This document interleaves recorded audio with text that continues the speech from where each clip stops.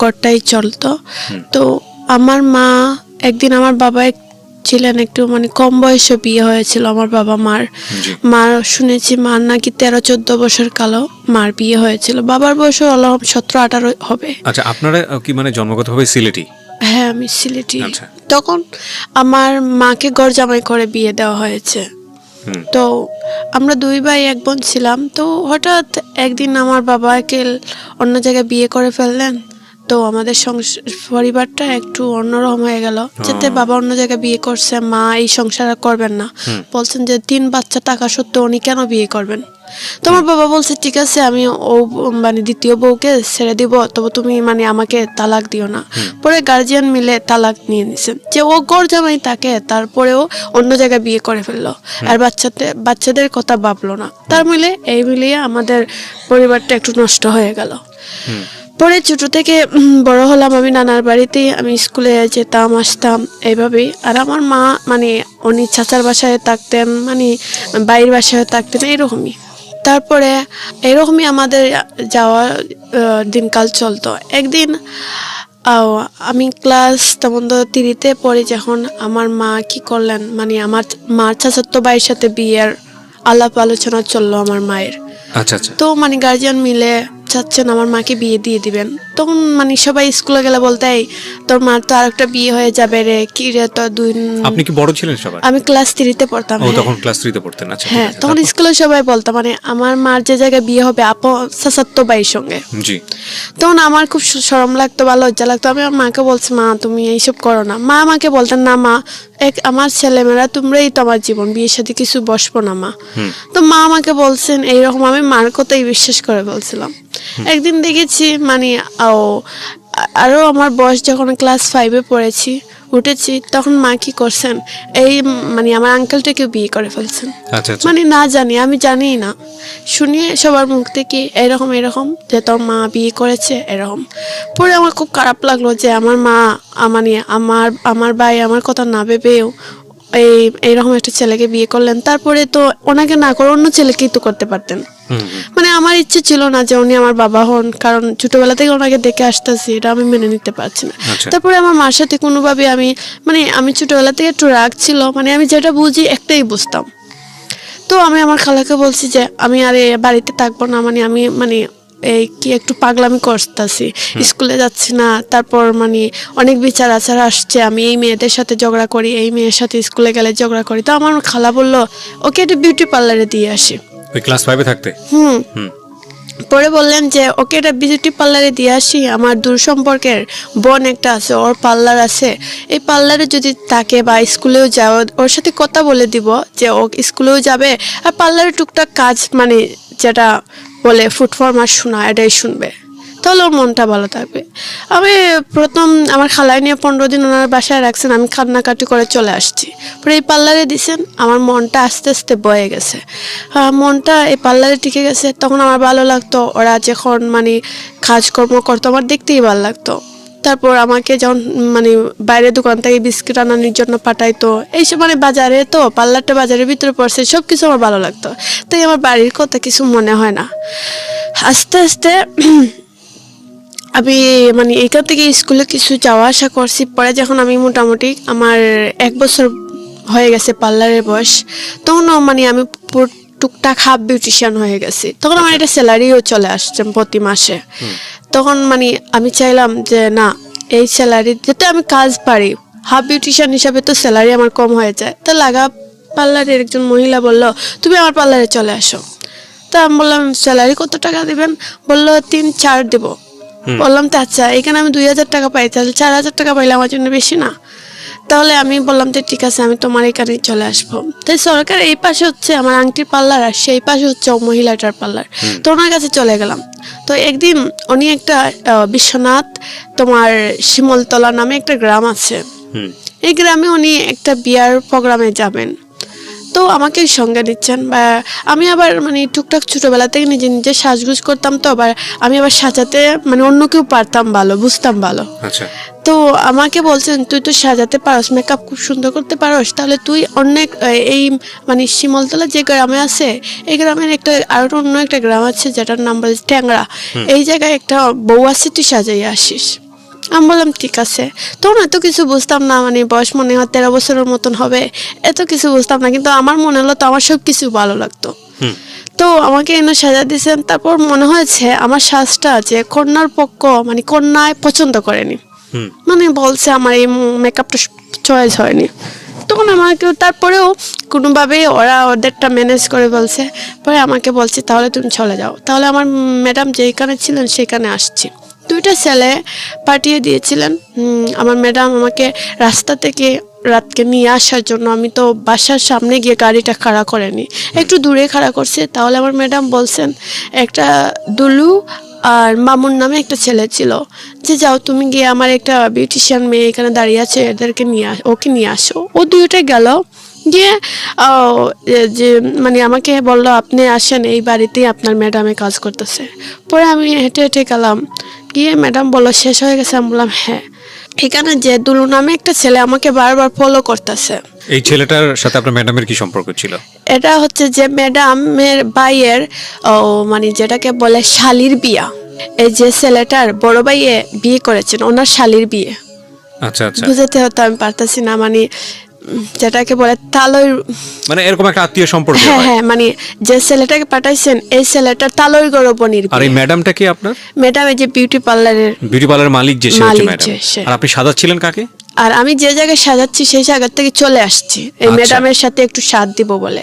এনে তো যে মেয়েটা কন্যার পক্ষরা লন্ডন থেকে আসছে, অনেক লোকজন মানে সাজবে অনেক। আপনার ম্যাডাম আপনাকে নিয়ে আসতেছে কোন একটা জায়গা থেকে ম্যাডামকে হেল্প করার জন্য। হ্যাঁ, হ্যাঁ, ওকে, তো দুলু নামের একটা ছেলেকে পাঠিয়েছে। দুলু নামে একটা ছেলেকে পাঠিয়েছেন, 2টা ছেলে ছিল। তো আমি এইখানে এই ঘরে গিয়ে ঢুকছি, তো এই ছেলেটা আমাকে বারবার ফলো করতেছে। তো ওটা স্বাভাবিক, একটা ছেলে আমাকে আমার দিকে তাকিয়ে আছে, আমিও মাঝে মধ্যে তাকাই। কিন্তু এরকম করে সারা রাত মানে আমরা কাজ করছি আমি আমার ম্যাডাম। পরে আমাদেরকে রাত 2টার দিকে ওদের গ্রাম থেকে আমাদের গ্রামে আমার ম্যাডামের গ্রামে যেতে মনে করেন সিএনজি দিয়ে 10 মিনিট এরকম। তবে আমাদেরকে বাড়িতে মানে বাসায় চলে আসছি আমরা। পরের দিন খুব সকাল চলে গেছি, এই ছেলেটাকে দুলু নামে যে ছেলেটা এটাকেই দেখছি রাস্তার মধ্যে, ও একটা সিএনজিতে বসে আছে। তো আমি তো মানুষজন দেখে আমার ম্যাডাম কাজ করতেছে টুকটাক, আমিও সাহায্য করতেছি ম্যাডামকে। তো এই ছেলে আমার দিকে তাকাচ্ছে, আমিও তাকাচ্ছি, এরকম করে করে মানে ছেলেটা একদিন মানে এক সময় আমার ম্যাডাম বললো কি রে ফোন যায়ও না আসেও না, কি হলো? পরে এই ছেলেটাকে ডাক মারে বললো এই যে ভাইয়া ফোন তো যায়ও না আসে না, কি হলো? বললেও যে ফোনটা অফ করে অন করে তাহলে ঠিক হয়ে যাবে। কিসের ফোন এটা? এটা মোবাইল সেট, কল যাচ্ছে না আসতেছে না ম্যাডামের ফোনে। আচ্ছা, তো এই ছেলেটাকে বলেছে? হ্যাঁ, ওটা ম্যাডামের সাইড দিকে যাচ্ছে, তো ওটাকে যাক মেরে বললো ভাইয়া কল যাচ্ছেও না আসতেও না, এটা ফোনটা কি হলো? ও বললো যে আপনি অফ করে অন করেন। পরে হলো ঠিক হয়ে গেল। পরে আমরা এখান থেকে আমাদের পার্লারে চলে গেলাম 3-4 কি 1 মাসের ভিতরে। আমার মনে হলো যে আমি নিজে একটা পার্লার খুলি। তো একই জায়গায়, এটা আব্দুল খালিক কমেডিক সেন্টার পড়ে বিশ্বনাথ। তো এই জায়গাতে মানে আমার মাকে বললাম যে আম্মা, আমার মার সাথে একটু একটু কথা হয়, কিন্তু আমি জানি আমার মা আমাকে খুব ছোটবেলা থেকে আমাকে খুব আদর করেন, যেটা আমি চাই এটা মারা মানে সবসময় শুনতে রাজি হন। মাকে বললাম মা তুমি আমাকে আমার একটা পার্লার খুলে দাও না। মা বললো তুই তো কোনো কাজও কিছু জানোস না, পার্লার দিয়ে খুললে তুই কি পারবে এইসব করতে? আমি বললাম পারবো, তুমি আমাকে করে দাও। মানে আমার একটু শখ উঠলো যে আমি একটা পার্লার করবো, সবাই যখন পার্লার আছে আমারও থাকবে। তো মা কি করলো, একটু অল্প টাকা খরচ করে সামান্য একটা পার্লার দোকান খুলে দিল। একটা মেয়ে ছিল, আর একটা আমি বিউটিশিয়ান ছিল, আরেকজন বিউটিশিয়ান ছিল, আর মানে টুকটাক বিউটিশিয়ান 2-3টা এরকম ছিল, মোটামুটি ভালোই হতো। তো এই যে দুলু নামের ছেলেটায় আমার যে ম্যাডাম বলছি, ও ম্যাডামের বাইরের কাছ থেকে আমার নম্বরটা নিয়েছে 3 মাস পরে। তখন তো ওর ম্যাডামের পার্লারে এসে মনে হয় আমাকে পায়নি, তখন আমার নম্বরটা ম্যাডামের বাইয়ের কাছে চেয়েছিল, যে একটা মেয়ে যে আমাদের বিয়ের প্রোগ্রামে গিয়েছিল ওই মেয়ের নম্বরটা, তো ম্যাডামের বাইয়ে দিয়েছে আমার নম্বরটা। তো বারবার ডিস্টার্ব তো ফোন, আমি তো আর চিনি না, রিসিভ করে ফেলে দিতাম বা একটু মানে এরকম গালাগালি করতাম যে আপনি আমাকে কেন ডিস্টার্ব দেন নাই নিশেনি। হঠাৎ একদিন এরকম প্রায় 1 মাস বা 2 মাসের মতন এরকম আমাকে ডিস্টার্ব দিয়েছে, দিনে 4-5 বার কল দিত। হঠাৎ একদিন ও আমাকে কল দেয়নি। তো আমি মানে ভাবলাম একটা ছেলে আমাকে ডেইলি 4-5 বার কল দেয়, আজ অতটা দিন ধরে দিতেই থাকলো, আজ কেন দেয়নি? তখন আমি এই ছেলেটাকে আমি নিজে থেকে থাকলাম, আমি নিজেই ওকে কল দিলাম। আপনি নিজে থেকেই কল দিলেন? হ্যাঁ, তখন ফোন রিসিভ করলো। তখন আমার ওর কণ্ঠ শুনলো, আমার ওর কণ্ঠ শোনার পরে আমার অটোমেটিক কান্না চলে আসলো। মানে আমি বুঝতে পারলাম না কেন। তো আমি ওকে বললাম যে তোমার ফোন কেন আমাকে আজকে দাওনি? বললো আমি না, আমার যে ভাই তারা লন্ডন থেকে আসছিল, ভাবি তারা, ওদেরকে এয়ারপোর্ট আমি আজকে দিতে যাচ্ছি, তাই আমি একটু ব্যস্ত আছি, পরে ফোন দেব। পরে রেখে দিল। তো আমার মনে হলো যে আস্তে আস্তে ওর প্রতি আমার একটু মায়া বেড়ে যাচ্ছে, কারণ আমি কিচ্ছু জানি না কেন এরকম হচ্ছে, ভাবছি আর কান্না করতেছি।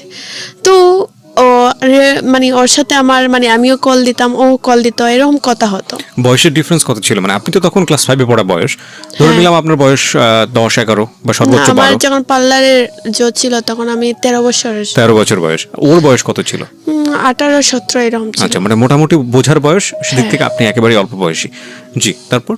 ও আমাকে বলল আমি তোমাকে পরে কল দিচ্ছি, আর আমার মানে কিছু কান্না আসছে এই কারণে, মানে আমার মার কথা বা আমার পরিবারটা যে নষ্ট হয়ে গেল। মাঝে মধ্যে আমার মার জন্য খুব কান্না হয়, যখন আমি কষ্ট পাই ওকে কল দিই। এরকম করে করে আমার সম্পর্কটা ওর সাথে একটু গভীর হয়ে গেল। মানে আপনার মা কি আপনার সঙ্গে থাকতো না তখন? না, তখন মানে যখন আপনি থাকতেন কোথায়? আপনার বাবার সঙ্গে? আমার বাবার সাথেও না, আমার বাবাকে যে জায়গায় বিয়ে করেছেন সেই জায়গায় ঘর জামাই। আচ্ছা, আমার মাকেও ঘর জামাই করেছেন, আর একটা যে বিবাহ করেছেন সেটাও ঘর জামাই। তা আপনি থাকতেন কোথায় তখন? আমার নানার বাড়িতেই আমি ছোট থেকে বড় হয়েছি। তো আপনার মাও তো আপনার নানার বাড়িতেই থাকতো? হ্যাঁ হ্যাঁ, কিন্তু আমার মা কিন্তু নানার বাড়িতে থাকতেন না, আমার মার চাচা ওনার বাসাত নিয়ে গেছেন। আচ্ছা আচ্ছা, ওকে। তার মানে একা একা আপনি থাকতেন? হ্যাঁ, একাই থাকতাম। তারপর আমার দুই আপনার আর ভাই বোনরা কোথায় থাকতো? আমার ভাই একটা ছিল, একটা মানে আমার বাবা যে দ্বিতীয় বিয়ে করেছেন ওনার কাছে নিয়ে গেছিলেন ভাই দুইটা, আমি তো আর যাইনি। মানে আপনার সঙ্গে আপনার ভাই বোনও থাকতো না সেই অর্থে? হ্যাঁ, ভাইজনকে দুইজনকে নিয়ে নিছেন। একটাকে শুনছি যেটা 4 বছরের না 5 বছরের, যে ওকে পালক দেওয়া হয়েছিল, ওকে আজ পর্যন্ত খুঁজে পাওয়া হয়নি। ওর নাম রুবেল ছিল। আচ্ছা আচ্ছা। তারপর একটা ভাই হারিয়ে গেছে, তারপরে এক ভাই এক বোন ছিলাম আমরা।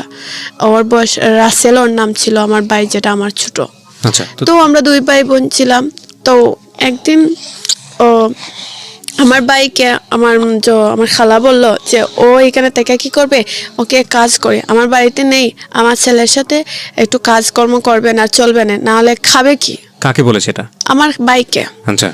তখন আমাকে তো আর মানে কাজকর্মের কথা বলা লাগতো না, কারণ আমি যেতে নানার বাড়ি থাকতাম, আমার খালা তারা আছে, ওদের সাথে সাথ দিলাম, যে কোনো কাজে ওরা এমনিতে আদর করে। আমার প্রশ্নটা বেসিক্যালি ছিল যে আপনার থাকার অবস্থাটা কি। তো আমি বুঝতে পারলাম যে আপনি আসলে একাই থাকতেন, ঠিক আছে। তো দুলুর সঙ্গে আপনি ওই সময়টাতে কথা বলতেন, যোগাযোগ করতেন, তারপর? হ্যাঁ, তখন এই যে আমার মা একটা পার্লার খুলে দিয়েছিল, এই পার্লারে যাওয়া আসা করতাম, আর মেয়েরাও ছিল, মানে আমার ভালোই লাগতো। তো এত অল্প বয়সে একজন আপনার কাছে আসতো লোকজন সাজতে? মানে আমার কাছে না আসলেও ঘরে তো অনেক মানে বিউটিশিয়ান ছিল পার্লারে, যে একজন বয়স্ক মহিলা ছিলেন, হয়তো আমাকে মালিশ হিসাবে না মানলেও অনেকে যোগ করতো। আর কেউ এসে তো আমাকে খুঁজতো না, যাকে কাজ করতো, যে কাজ করতো তারাই চিনতো। আচ্ছা আচ্ছা, ওকে। তারপর মানে এইরকম করে। পার্লারের নাম কি ছিল? পার্লারের নাম ছিল Dulhan Sumi beauty parlour. Dulhan Sumi beauty parlour. সুমিটাকে? আমার নাম সুমি আক্তার রিয়া। ও আচ্ছা আচ্ছা, দুলহান সুমি বিউটি পার্লার। আচ্ছা, সিলেটে এটা? সিলেট বিশ্বনাথ আব্দুল খালিক কমিউনিটি সেন্টার ছিল। ওকে।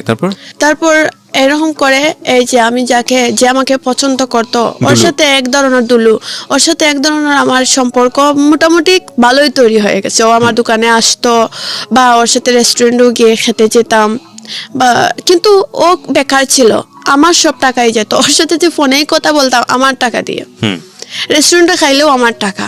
তখন আমি বুঝতাম যে ও তো কোনো কাজকর্ম করে না, টাকা পাবে কোথায়, এটা আমি বুঝতে পারতাম।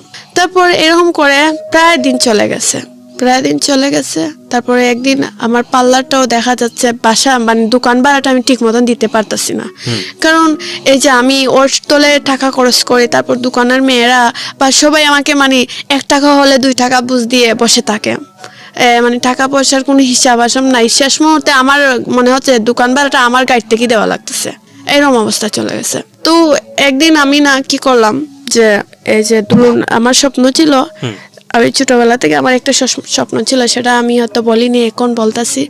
ছোটবেলা থেকে একটা স্বপ্ন ছিল, আমার বাবার স্বপ্ন ছিল, আমার মার স্বপ্ন ছিল, যে আমি যখন ছোট ছিলাম কেউ জিজ্ঞেস করতো যে কি রে তোর মেয়েকে বড় হলে কি বানাতে, আমার বাবা বলতো যে আমার মেয়ে একজন পুলিশ হবে। তারপর আমার আস্তে আস্তে যখন আমি বড় হতে থাকলাম তখন আমার স্বপ্ন ছিল যে আমি একজন বাংলাদেশের অভিনেত্রী হব, আমি অভিনয় করবো, এটা আমার স্বপ্ন ছিল। আস্তে আস্তে যখন আমার একটু মোটামুটি বয়স হয়ে যায় 14-15 দিকে চলে যায়, তখন আমি এই যে সিলেটে টুকটাক কিছু ম্যাগাজিনে কাজ করতে থাকলাম। যেমন কিছু কিছু ফটোগ্রাফ তারা ছবি তুলে ম্যাগাজিনে আমাকে পোস্ট করে দিত এরকমই। তারপর আমি যাকে পছন্দ করি সে আমাকে এইরকম খালি টাকা পয়সা নিতেই তাকে আস্তে আস্তে আমার প্রতি সন্দেহ করা শুরু করলো। আর আমি একটা জিনিস বলতে চাই যে যেহেতু ওকে আমি ভালোবাসি, ও আমাকে বিশ্বাস করতে পারলো না যে একটা পার্লারে মেয়ে তুমি ভালো থাকবা কিভাবে, তুমি তো ভালো না, তুমি তো খারাপ। আমি বললাম কেন তুমি এই কথা বললা? আমরা জানি পার্লারের মেয়েরা খারাপ থাকে। আমি বললাম তুমি আমাকে এই কথা কেন বলছো, আমি খারাপ হবো কেন? না, পার্লারের মেয়েরা কত খারাপ কাজ করে। মানে আমি তখন কষ্ট পেয়ে গেলাম যে তুমি আমাকে এই কথা বলতে পারলাম, আমি তো তোমাকে খুব ভালোবাসি। তারপরে বললো যে তুমি যে ভালো আমি এটা বুঝবো কিভাবে। পরে আমি ওর সাথে একটা খারাপ সম্পর্ক করেছিলাম। ও আমাকে বলছিল কোনোদিন আমাকে কষ্ট দিবে না, আমাকে খুব ভালোবাসে, কোরআন শরীফের কসম দিয়ে বলল ও আমাকে বিয়ে করবে। মানে আপনি ভালো এটা প্রমাণ করার জন্য আপনাকে এই ধরনের সম্পর্কে যেতে হবে, এটা বলেছিল? হ্যাঁ, মানে না হলে ও বিশ্বাস করে না যে পার্লারের মেয়েরা বুঝি খারাপ থাকে।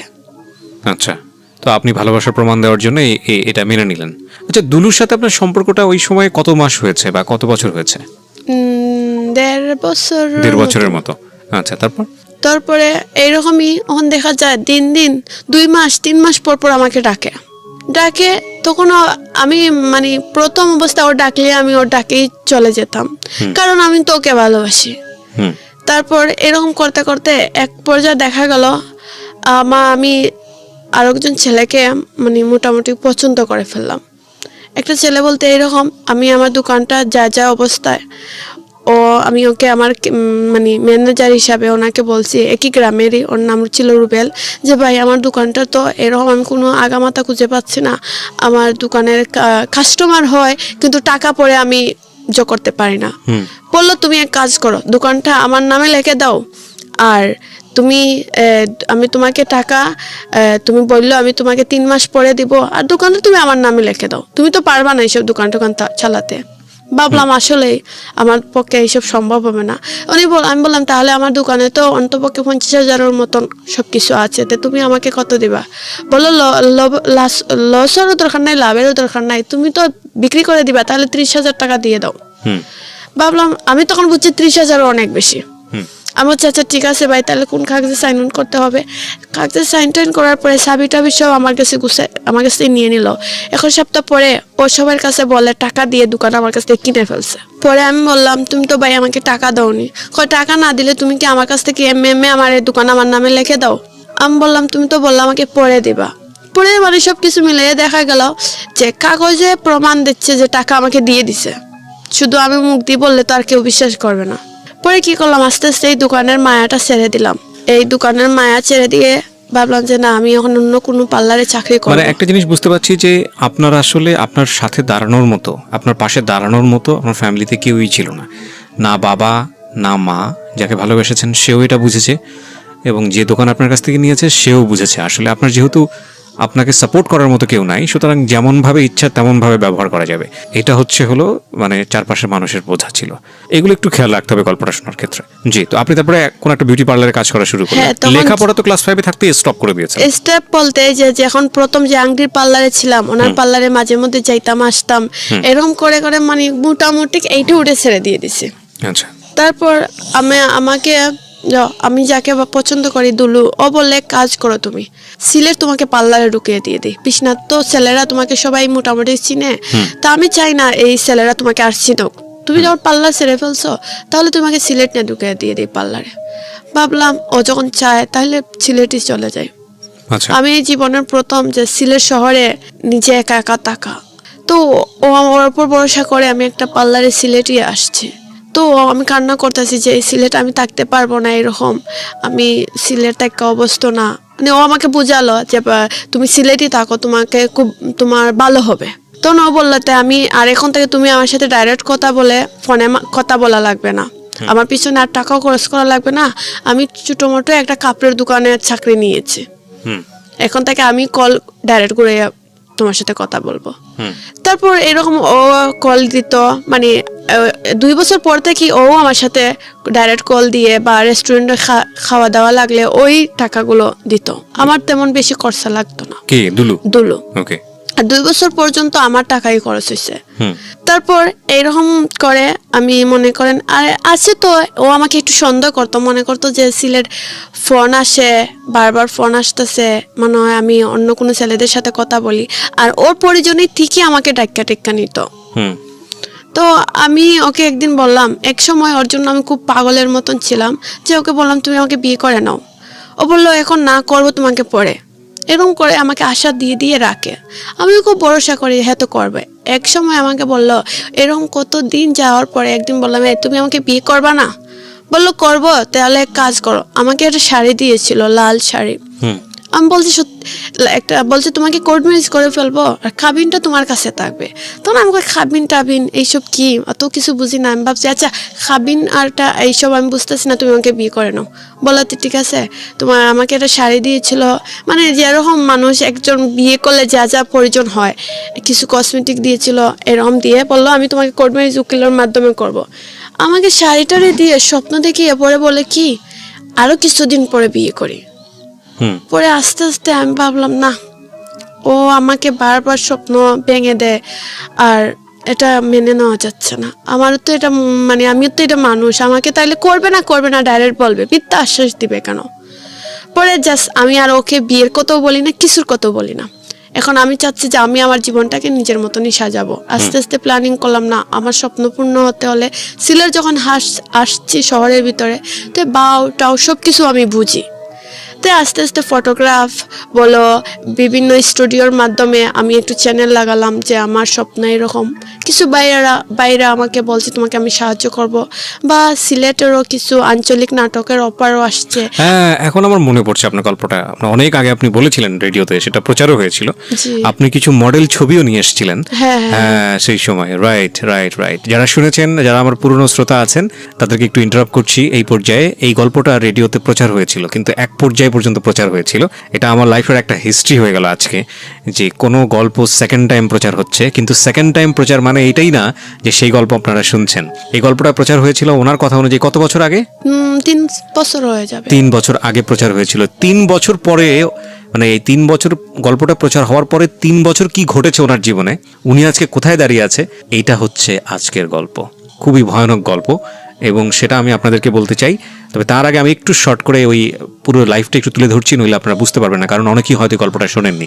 এবং পুরনো এপিসোডগুলো যদি আপনারা ঘাটেন, যদি এটা ইউটিউবে থেকে থাকে, যদি আমি জানি না, কারণ ইউটিউবে ওই সময়টাতে আপনার কর্তৃপক্ষ, আমাদের যে রেডিও কর্তৃপক্ষ ছিল, তারা আপলোড করতো না, আমিও করতাম না, অনেকেই করেছেন, আমি ঠিক জানি না, যে সেখান থেকে আপনারা যদি ঘেটে ঘুটে বের করতে পারেন, তাহলে ওনার ছবি, উনি যে মডেলিং করতেন সেই ছবি, পাশাপাশি হচ্ছে আমার মনে আছে, এখন মনে পড়ছে ওনার যে ফেস বর্তমানে, সেই ছবিটা দিয়ে আমরা গল্পটা পাবলিশ করেছিলাম।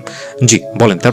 তারপর কিছু আঞ্চলিক নাটকের অফার আসছিল, তখন আমি রাজি হই না, কই ধরো আমি সিলেটি নাটক করবো কেন? আমার তো স্বপ্ন ছিল যে আমি একটা ছবিতে কাজ করব, এরকম একটা স্বপ্ন ছিল। ভাইয়া তারা বললেন শোনো, ছোট থেকে তোমার বড় হতে হবে, তুমি ফুট করে তো আর উপরে উঠতে পারবা না, আস্তে আস্তে কাজগুলো করে তুমি একদিকে আগাতে হবে। তখন আমার লক্ষণ ছিল যে আমার স্বপ্ন আমি পূর্ণ করব, এরকম একটা লক্ষণ ছিল। আর দুলু যে, ওকে আমি তেমন পাত্তা দিতাম না, কারণ আমি দেখলাম যে ওকে আমি বোঝাতে চাইলাম যে ও আমাকে যেসব জায়গায় আমি চাকরি করতাম, আমাকে সবসময় যা হয়নি তাই মিথ্যা কথা বলতো, সন্দেহ করতো। পার্লারের ম্যাডাম তাদেরকে বলতো তো আমি এই করেছিলাম, মানে অনেক ধরনের কথা বলতো, যে একটা মেয়ে আরো 10 জন মেয়ের সামনে মাথা খাড়া করে তাকাতে পারতাম না, লজ্জা লাগতো।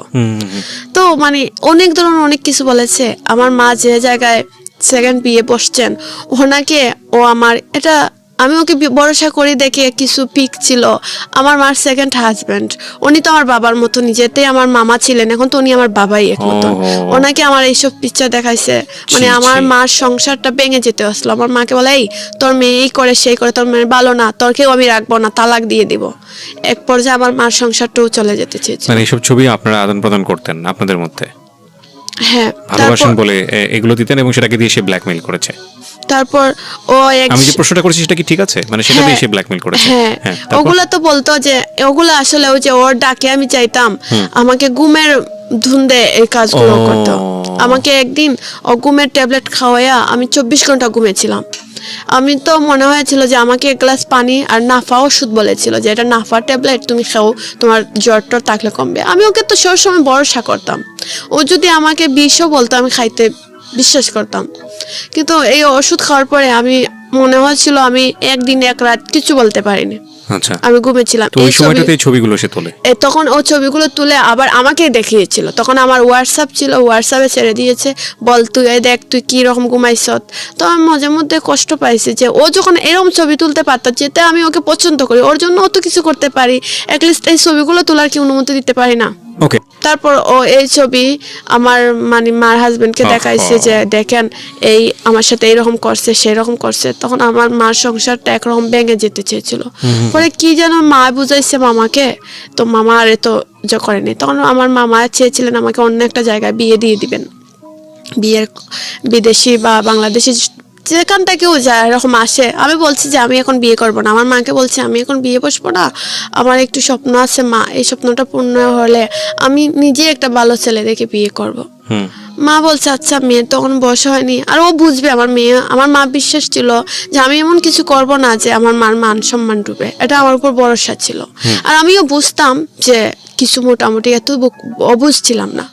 তখন আমি চেয়েছি যে এরকম কিছু ফটোগ্রাফ তারা আছে, এদের কিছু কাজ করতাম, ওরা ম্যাগাজিনে দিত, কিছু টাকা পয়সা ওরা দিত, কিন্তু আমি বেশি টাকা নিতাম না যেতে, কারণ আমার টাকার দরকার ছিল না।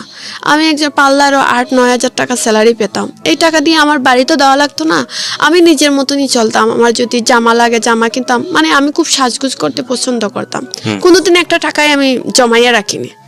এই দুলু আমাকে এরকম করতে করতে এক পর্যায়ে ও আমাকে অনেক সন্দেহ করে ফেললো, যে আমার অন্য জায়গায় মানে সম্পর্ক হয়ে গেছে।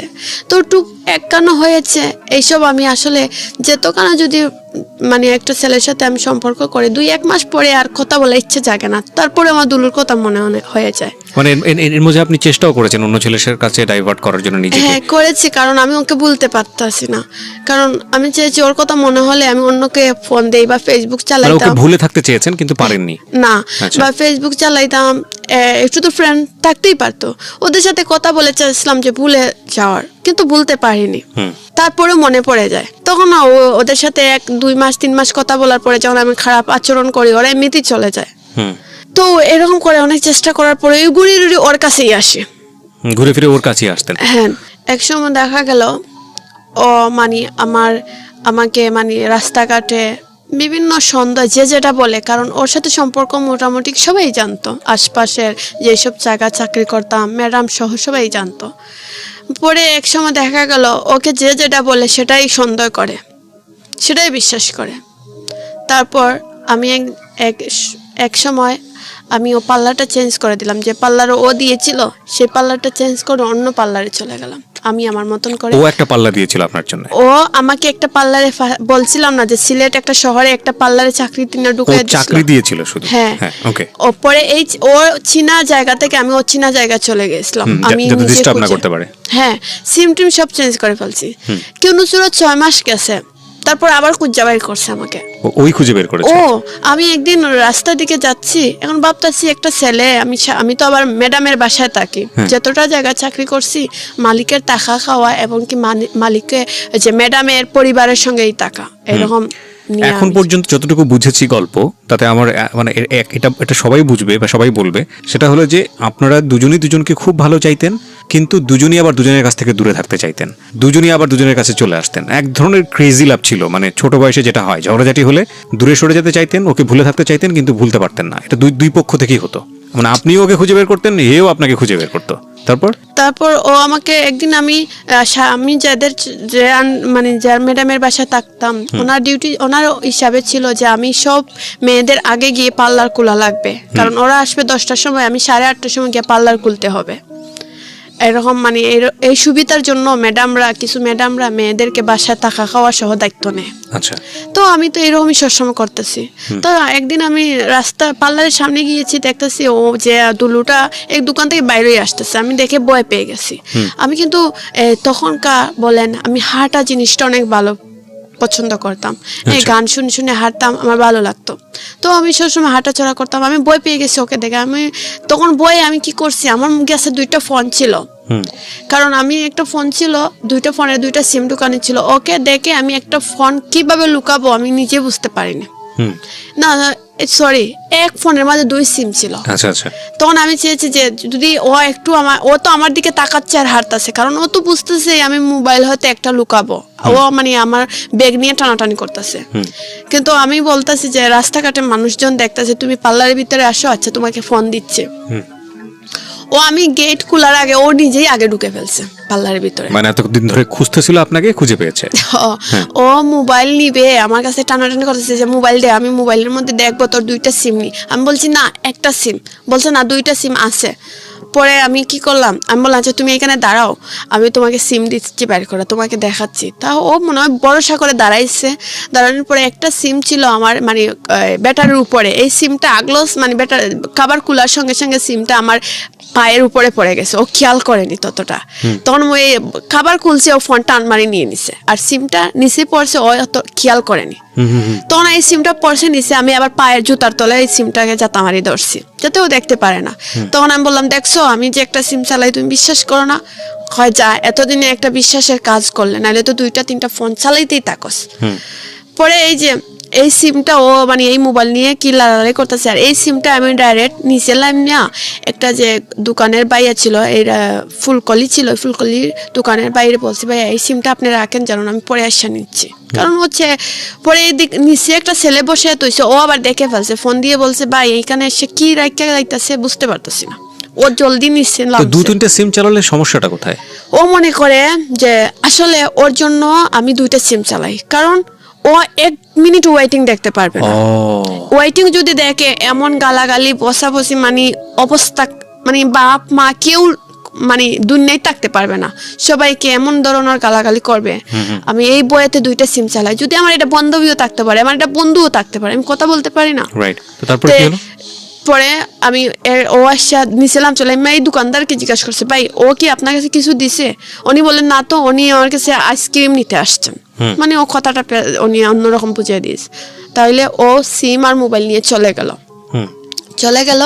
পরে এরকম প্রায় করে মোবাইল নিয়ে নে, আবার আমি গিয়া বিছনাটাকে আনা লাগে প্রায় সময়। ইমুতে ও তোমার ইমু না, তখন তো হোয়াটসঅ্যাপ ছিল, ভাইবার ছিল, এগুলোর মধ্যে ওর আর আমার প্রোফাইল পিক দিয়ে রাখবে, এমন প্রোফাইল পিক দিয়ে রাখবে মানে মানুষজন এমনিতে খারাপ বুঝবে। তো এইসব করে অনেক ঝামেলা করে। তো আমি আস্তে আস্তে বোঝা গেল যে আমি আমার বাড়িতে গিয়েছিলাম, গিয়ে একটা দূর সম্পর্কে মামাও লাগে বা দূর সম্পর্কে মামা, তো ওনার সাথে একটু কথা বলার চেষ্টা করলাম যে এরকম আমি এখন কি করব মামা, আমি তো এটা বড় সমস্যার মধ্যে পড়ে গেছি।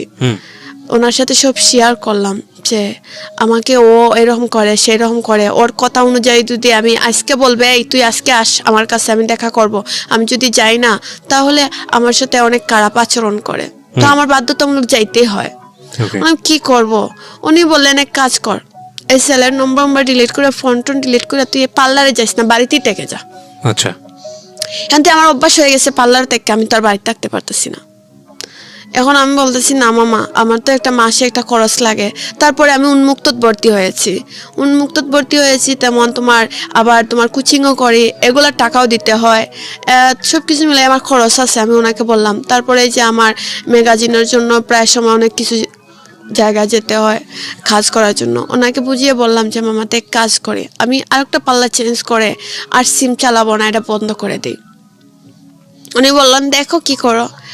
তারপর ও আমাকে এইখানে কিন্তু অনেক বুঝতে পারতেছেন, অনেক ঝামেলা হয়েছে, মানে মারামারি ওসাওসি, কারণ ও মানে ওর কাছে আমি যাই একটু শান্তি ফিল করার জন্য, কারণ আমি ওরে এতটুকু জানি না। আমার মনে হয় যে মানুষ যখন কষ্ট পায়, দুঃখ পায়, মার কাছে গেলে যেরকম একটা মানুষ শান্তি ফিল করে, আমি ওরকম মনে করতাম ওর কাছে গেলে।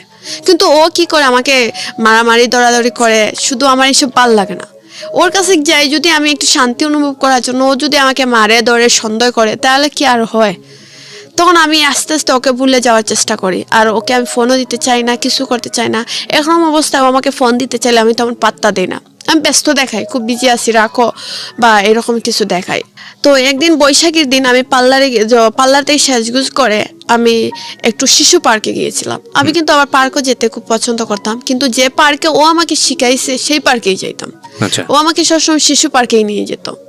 তো তখন তো ওর সাথে ঝগড়া ছিল, আমি চেয়েছি যে আমি নিজেই সাজগুজ করে শিশু পার্কে যাই, মানে ও আসবে বলে না, আমি আমার নিজের মতন চেয়েছি একা একা ঘুরবো। তখন ওর সাথে আমার বেশি কথা হতো না। ও দেখতাম আমি যেসব মেয়েদের সাথে কথাবার্তা বলতাম, ওদের সাথে ও সম্পর্ক করতো, কথা বলতো। তখন আমার মনে একটু খারাপ লাগতো যে ওর সাথে ওকে আমি ভালোবাসি আর ও অন্য মেয়েদের সাথে কথা বলে, এটা আমার নিজেরই খারাপ লাগতো। তখন আমি নিজে ওকে ভুলে যেতে চাচ্ছিও, কারণ আমি ওটা দেখতেছি ও আমার স্বপ্ন পূর্ণ হতে দিবে না, বলছে এইসব কাজ করতে পারবা না, বলছে তুমি এইসব কাজ করলে তুমি জানো পরিচালনা এই করে সেই করে সেই করে, মানে এই ফটোগ্রাফার হতে পারবা না, অভিনয় করতে পারবা না, বলছে ফটোগ্রাফার তো না, সরি, মানে মডেলিং করতে পারবা না, হ্যাঁ, এবং হচ্ছে আমি যে আমার স্বপ্ন অভিনয় করবো এটাও পারবো না। ও বলছে যে এইসব করলে ছেলেরা এই করে সেই করে, তুমি কি এটা পারবা করতে? আমি কই আমার স্বপ্ন পূরণের জন্য আমি সব পারবো। কিন্তু ও আমাকে যেরকম প্রশ্ন করছে আমি উত্তর দিয়েছি এরকম, কিন্তু ও আসলে মাইন্ডে নিয়ে নিছে। তো ও বলতো বুঝতে পেরেছি। তো ও আমাকে মানে প্রায় সময় আমার মুখের মধ্যে নখের স্পট ফেলে দিত, খামচি মেরে, মানে যাতে করে আপনার চেহারায় একটা স্পট তৈরি হয়, এবং স্পট তৈরি হলে যাতে আপনি অভিনয় করতে না পারেন। প্রায় সময় গালের মধ্যে খামচি দিয়ে আমার গালটা মানে খুব বিড়ালের ঠ্যাঙ্গের মতন আশ্রা আশ্রা হয়ে যেত। তো আমি এইসব ভাবনা হয়তো ও মানে ডং ডাং, আমি আসলে এরও সিরিয়াস ভাবে ভাবিনি যে ও আসলে কি চাচ্ছে, এটা আমি বুঝতেই পারিনি। ও আমাকে বললো যে সুমি এক কাজ করো তুমি। আমি বললাম হ্যাঁ বলো। বলে যে তুমি আমার কথা মতো চলবা। আমি বললাম তোমার কথা মতো তো চলতে চলতে চলতে চলতে আজ বয়স আমার হয়ে যাচ্ছে 15 গিয়ে 16, আর কি শুনবো? বললো না, এখন সিরিয়াসলি কথা হয়েছে যে তুমি যদি আমার কথা শুনো আমার মতন চলতে হবে, কি যে আমি যেটা বলবো সেটা ওয়েটিং থাকতে পারবো না, ফোনে কথা বলতে পারবা না, আমি যখন ডাকবো তুমি দৌড় মারে চলে আসবা, এইরকমই। আমি তো চলেও যাই, চলে আসি। ও আমাকে ডিল করছে প্রতি মাসে 3 মাস পর পর ওর সঙ্গে আমি গিয়ে থাকবো। এটা কি সম্ভব বলেন? প্রতি মাসে 3 মাস পর পর ওর সঙ্গে গিয়ে আমি কিভাবে থাকবো? আমি তো চাকরি করি না, পড়ছে না, এরকম থাকতেই হবে। তারপর ভাবলাম আমিও ওর কথা ফেলে দিতে পারবো না, কারণ ওকে আমি খুব ভালোবাসি। আর ওকে যতটুক ভালোবাসি তার চেয়ে আমার মনে হয় যে আমি যখন কষ্ট পাই, দুঃখ পাই, ওর সাথে কথা বললে বা ওর কাছে বসলে আমার লাগে সব দুঃখ কষ্ট দূর হয়ে যায়। তো এরকম ওর কথাটাও আমি রাখি, যতই ঝগড়া চাকরি হোক রাখি। এক সময় ওর ডাকলেই আমি চাইতাম না, আমি বলতাম না আমার ম্যাডামে দিচ্ছেন না, এইসব করে বাহানা দেখাইতাম, কারণ আমি যাইতে চাই না। এখন ও কি করলে আস্তে আস্তে বুঝতে পারলো যে আমি ওর সঙ্গে আর নাই। ও আমাকে বিভিন্নভাবে মানে টর্চারিং শুরু করে, রাস্তাঘাটে অনেক অপমান, অনেক কিছু, যা আমি নিজে চেয়েছিলাম যে আমি যদি পারতাম মরেই যেতাম। সব জায়গা যত অপরিচিত মানুষ আছে সবাইকে আমার সম্পর্কে বাজে বাজে কথা বলে, আমি এই ছিলাম, আমি সেই ছিলাম, আমি খারাপ ছিলাম, আমি ভালো মেয়ে না, আমি আর 10টা ছেলেদের সাথে এই করি সেই করি, অনেক কিছু। এইসব শুনতে শুনতে শুনতে শুনতে লাস্টে ভাবলাম যে আমি আমার জীবনটাকে ওর কাছ থেকে দূরে যত সরাইবো ততই আমার জন্য ভালো। সবাই যার কাছে বলি সবাই বলে এই ছেলে তোকে ভালোবাসে না, ও তোকে ইউজ করতেছে, ভালোবাসে এমন হয়। তো আমি সবাই বুঝাইলেও আমি সবার কথা ফেলে দিয়ে ওর কাছে চলে যেতাম, ওর কথাতেই চলে যেতাম। মানে আমার মনে হতো ওই আমাকে ভালোবাসেন, হয়তো একটু শাসন করে, এটাই। এই কথাগুলো খেয়াল রাখবেন প্রিয় শ্রোতা, এবং এটা যে কত এক্সট্রিম লেভেলে প্র্যাকটিস করেছে সেটাই হচ্ছে আজকের গল্পটা। হ্যাঁ, পরে আমি ভাবতাম ও হয়তো আমাকে খুব ভালোবাসে এর জন্য। আমি যদি ওর সঙ্গে একটা পার্কে যাই তো ও কি করতো, অন্য ছেলেরা যদি আমার দিকে তাকায় ও মনে করতো এই ছেলের সাথে আমার প্রেম আছে, কোনো হয়তো প্রেম ছিল, নাহলে তাকাবে কেন? ডাইরেক্ট ও ছেলে আমাকে বলবে এখানে দাঁড়া আমি আসতেছি, এই ছেলেকে গিয়ে জিজ্ঞাসা করবে। উনি যদি আমাকে চিনে বলবে হ্যাঁ চিনি, না চিনলে তো আর বলবে না। উনি কি বললে না বললে সেটা জানি না, এসে আমাকে বলবে এই ছেলে বলছি কি জানোস তোর সাথে সম্পর্ক ছিল, তোরা নিয়ে এই করছে সেই করছে, দেখ তুই কত খারাপ, বাদে এই নিয়ে যে জায়গায় যাবো ঝগড়া চাকরি। মানে এইসব করতে করতে লাস্টে আমি সত্যি যে ও আমাকে যে ভালোবাসে বা আমি যে ওকে ভালোবাসি সেই জিনিসটা উঠে যাচ্ছে। আমি এখন চাচ্ছি যে আমি শুধু এটাই বলি যে ওর জীবন থেকে সরে গিয়ে আমি আমার জীবনটা নিজের মতন সাজাতে। কিন্তু ওকে কল না দিলে যেমন আমিও থাকতে পারি না, সারাদিন গেলে একবার না একবার আমার কল দিতে হয়। তখন আমি ভাবলাম আমি একটা ছেলের সাথে আমার একটু সম্পর্ক তৈরি হয়, ওর নাম ছিল স্বপন। ও একজন স্টুডিওর মালিক ছিল, সিলেটের বড় স্টুডিওর মালিক। আমি ওনাকে ফোন দিয়েছিলাম, উনি বলেছিলেন ওনার একটা স্টুডিও ব্যাগ ছিল, শপিং ব্যাগ, যেটা মডেল হিসাবে কাজ করতে হবে আমার। বলছেন যে আমার কিছু ব্যাগ বাইর হইবে দোকানের জন্য, তুমি এই ব্যাগের মধ্যে মডেল হিসাবে একটা শাড়ি, আমি তোমাকে শাড়িটা দিব, আর কিরকম কি করতে হবে সেটা আমি বুঝিয়ে, আর এটা মানে পাহাড়ের উপরে মানে সিনারিটা থাকবে, ছবিটা তুলবো। আমি বলছি আচ্ছা ঠিক আছে ভাইয়া। তাহলে বলছে যে মানে আমাদের সিলেটে যে মডেলটা যেরকম দাঁড়িয়েছিল ওনার ছবি দিয়েছে যে সেম এরকমই হতে হবে সবকিছু। তো আমি রাজি হয়েছি। এরকম করতে করতে ওনার সাথে একটু কথা বলতে বলতে আমি ওনার প্রতি একটু মানে বোঝা গেল যে ওনার প্রতি আমি একটু দুর্বল হয়ে যাচ্ছে। মানে উনি প্রায় সময় কল দিতেন রাতকে, যে তুমি কি করো, কেমন আছো, খাওয়া দাওয়া করছো, এইরকমই। তো আমি এইসব কথা মানে কথা বলতে বলতে যেরকম মানুষের এটা অবস্থ হয়ে যায়। তো ওর যে স্বপন নামে যে ছেলেটা, ওর সাথে কথা বলতে বলতে মনে তখন বোঝা গেল যে দুলু কল দিলে আর আমার ওর সাথে কথা বলতে ভালো লাগতো না। আচ্ছা, তখন আপনি বেসিক্যালি স্বপনের প্রতি একটা ইমোশন তৈরি হচ্ছে। হ্যাঁ, তো ওই স্বপনের দোকানে আমি যাওয়া আসা করতাম ডিউটির পরে। আমি সকালে যখন ডিউটিতে যাইতাম, ওর দোকানটা কিন্তু ফেলে রেখে, মানে ওর দোকানটা রাস্তার মধ্যে ক্রস করে যেতে হয়, আসতেও ওর দোকানটা ক্রস করে আসতে হয়, যাওয়া আসা ওর দোকানের নিচ দিয়ে যেতাম আমি। তো যে বেশিরভাগ যখন আসার টাইমে ওর দোকানে উঠে একটু কফি বা চাটা খেয়ে আসতাম। ওর দোকানে কাস্টমার অনেক থাকলে তো ছিল, না হলে গল্প বসে করে চলে আসতাম, এরকমই। তো একদিন ও আমাকে অফার দিয়েছে, ও আমাকে খুব ভালোবাসে। তা আমি তো খুশি, কারণ ছেলে যে আমাকে ভালোবাসে। আমি ভাবছি মাঝে মধ্যে যে আমি যাকে পছন্দ করি, আমি তো বেশিরভাগ ছেলেদেরকে অফার করি, আমি পছন্দ করি। এখন থেকে এই ছেলে আমাকে ডাইরেক্ট অফার করলো, আমাকে পছন্দ করে, তাহলে তো খুব ভালো কথা। তো ছেলেটা শ্যামলা ছিল, কিন্তু ছেলে যে একটু প্রবলেম পায়ে ছিল সেটা কিন্তু আমি জানতাম না, কারণ ওকে সবসময় আমি বসাতে গিয়ে দেখতাম, ও বসতো, কেসে বসা ছিল। ওর পায়ে যদি প্রবলেম থাকে সেটা আমি কিভাবে বুঝবো, তো আমার সঙ্গে হাঁটতাছে না। ওর একটা পাও খাটো ছিল, একটা পাও লম্বা ছিল, এটা আমি জানি না। যাই হোক, ওকে আমি যতদিনও যাই ওকে মানে কেসে বসে টাকা দেখি, ওইভাবে কথাবার্তা বলতাম, চলে আসতাম। ওর প্রতীক আমার অনেক টান হয়ে গেল। আমি ওকে ফোন দিতাম, প্রায় সময় রাত ওকে ওয়েটিং দেখি। বললাম তুমি এত ওয়েটিং কিসের জন্য? বলে না, কাস্টমাররা রাতকে ফোন দেয়। মানে আমি বলছি রাত 12টার পর কাস্টমাররা ফোন দেয়? বলে হ্যাঁ, দিতেই তো পারে, দরকার থাকতে পারে না। আমি বললাম একদিন 2 দিনের জন্য প্রতিদিন রাত 12টা থেকে 3টা-4টা পর্যন্ত, মানে তখন ও আমাকে বলে না, আমরা বন্ধুরা 4-5 জন কনফারেন্সে ঢুকে গল্প করি। আমিও বিশ্বাস করছি হতে পারে। এরকম করে করে ওর সাথে হয়তো 1 বছরের মতন হয়ে গেল, কিন্তু ও যে ইন্দু এটা আমি জানতাম না, ওর যে পাওয়ার সমস্যা সেটাও আমি জানতাম না। কারণ ওকে নিয়ে কোনোদিন আমি কোথাও ঘুরতেও যাইনি, জাস্ট খালি এই দোকানেই দেখা হতো। তারপর এরকম করে সম্পর্কটা একটু জড়িয়ে থাকলো। পরে এই যে দুলুকে আমি পাত্তা দিতাম না, এই যে ও আমাকে ফোন দিত, আমি বেশি গুরুত্ব দিতাম না, ফোনে সময় দিতাম না, কথা বলতে চাইতো, আমি সময় দিতাম না। এরকম করে একদিন আমাকে এই দিন দুলু, আমি যে পাল্লায় চাকরি করি, আমাকে বললো তুমি কোথায় চাকরি করো? আমি বললাম কেন, শাহজালাল। ওকে বলিনি। বলছি কেন? বললো না, তোমার জন্য কিছু আমাদের বাগান থেকে আম, লেসু আর বুবি এগুলা নিয়ে আসছিলাম, তুমি যদি খাও তাহলে দিব। আমি বললাম তো এক কাজ করো, তুমি এই যে ব্রিজ আছে যে তোমার সিলেটের একটা তোমার সুরমা নদী ব্রিজ আছে, এই ব্রিজে এইখানে তুমি থাকো, আমি তোমাকে 3 ব্রিজের নিচ থেকে এসে নিব না। বললো তো ঠিক আছে। ও আমাকে এখানে ব্যাগ দিয়ে হয়তো আমাকে ফলো করছে আমি কোথায় যাচ্ছি। পরে সন্ধ্যাবেলা আমাকে কি করলো, আমি শাহজালালের মাজারের পাশ থেকে হাইটটা যাচ্ছি। যাওয়ার পরে আমি দেখলাম একটা সিএনজি, আমার অনেক সিএনজি তো যাচ্ছে, রাস্তাঘাটে তো সিএনজির অভাব নেই, যাচ্ছে আসতেছে। একটা সিএনজির দিকে আমারও চোখ পড়লো, এই সিএনজির দিকে যাচ্ছে। আমি দেখলাম একটা ছেলে স্প্রের মতন একটা বোতল বাইর করলো, কিন্তু পরে আমি বোতল যে বাইর করছি সেটা দেখছি, কিন্তু হঠাৎ বোঝা গেল যে বৃষ্টির মতন পানি পড়তেছে আমার শরীরে। আমি আমার শরীরের দিকে তাকালাম, বোঝা গেল ছিদ্র ছিদ্র। এটা আমি বুঝতে পারিনি যে এটা কি। তো মানুষজন আমাকে টান মারি নিয়ে গেল, আমি চিক মেরে উঠছি, আমার হাতে একটু মানে এই পানির ফুটা পড়ছে, আমার হাতটা দেখছি মানে একটু কিরকম যেন কিরকম হয়ে যাচ্ছে কালোর মতন।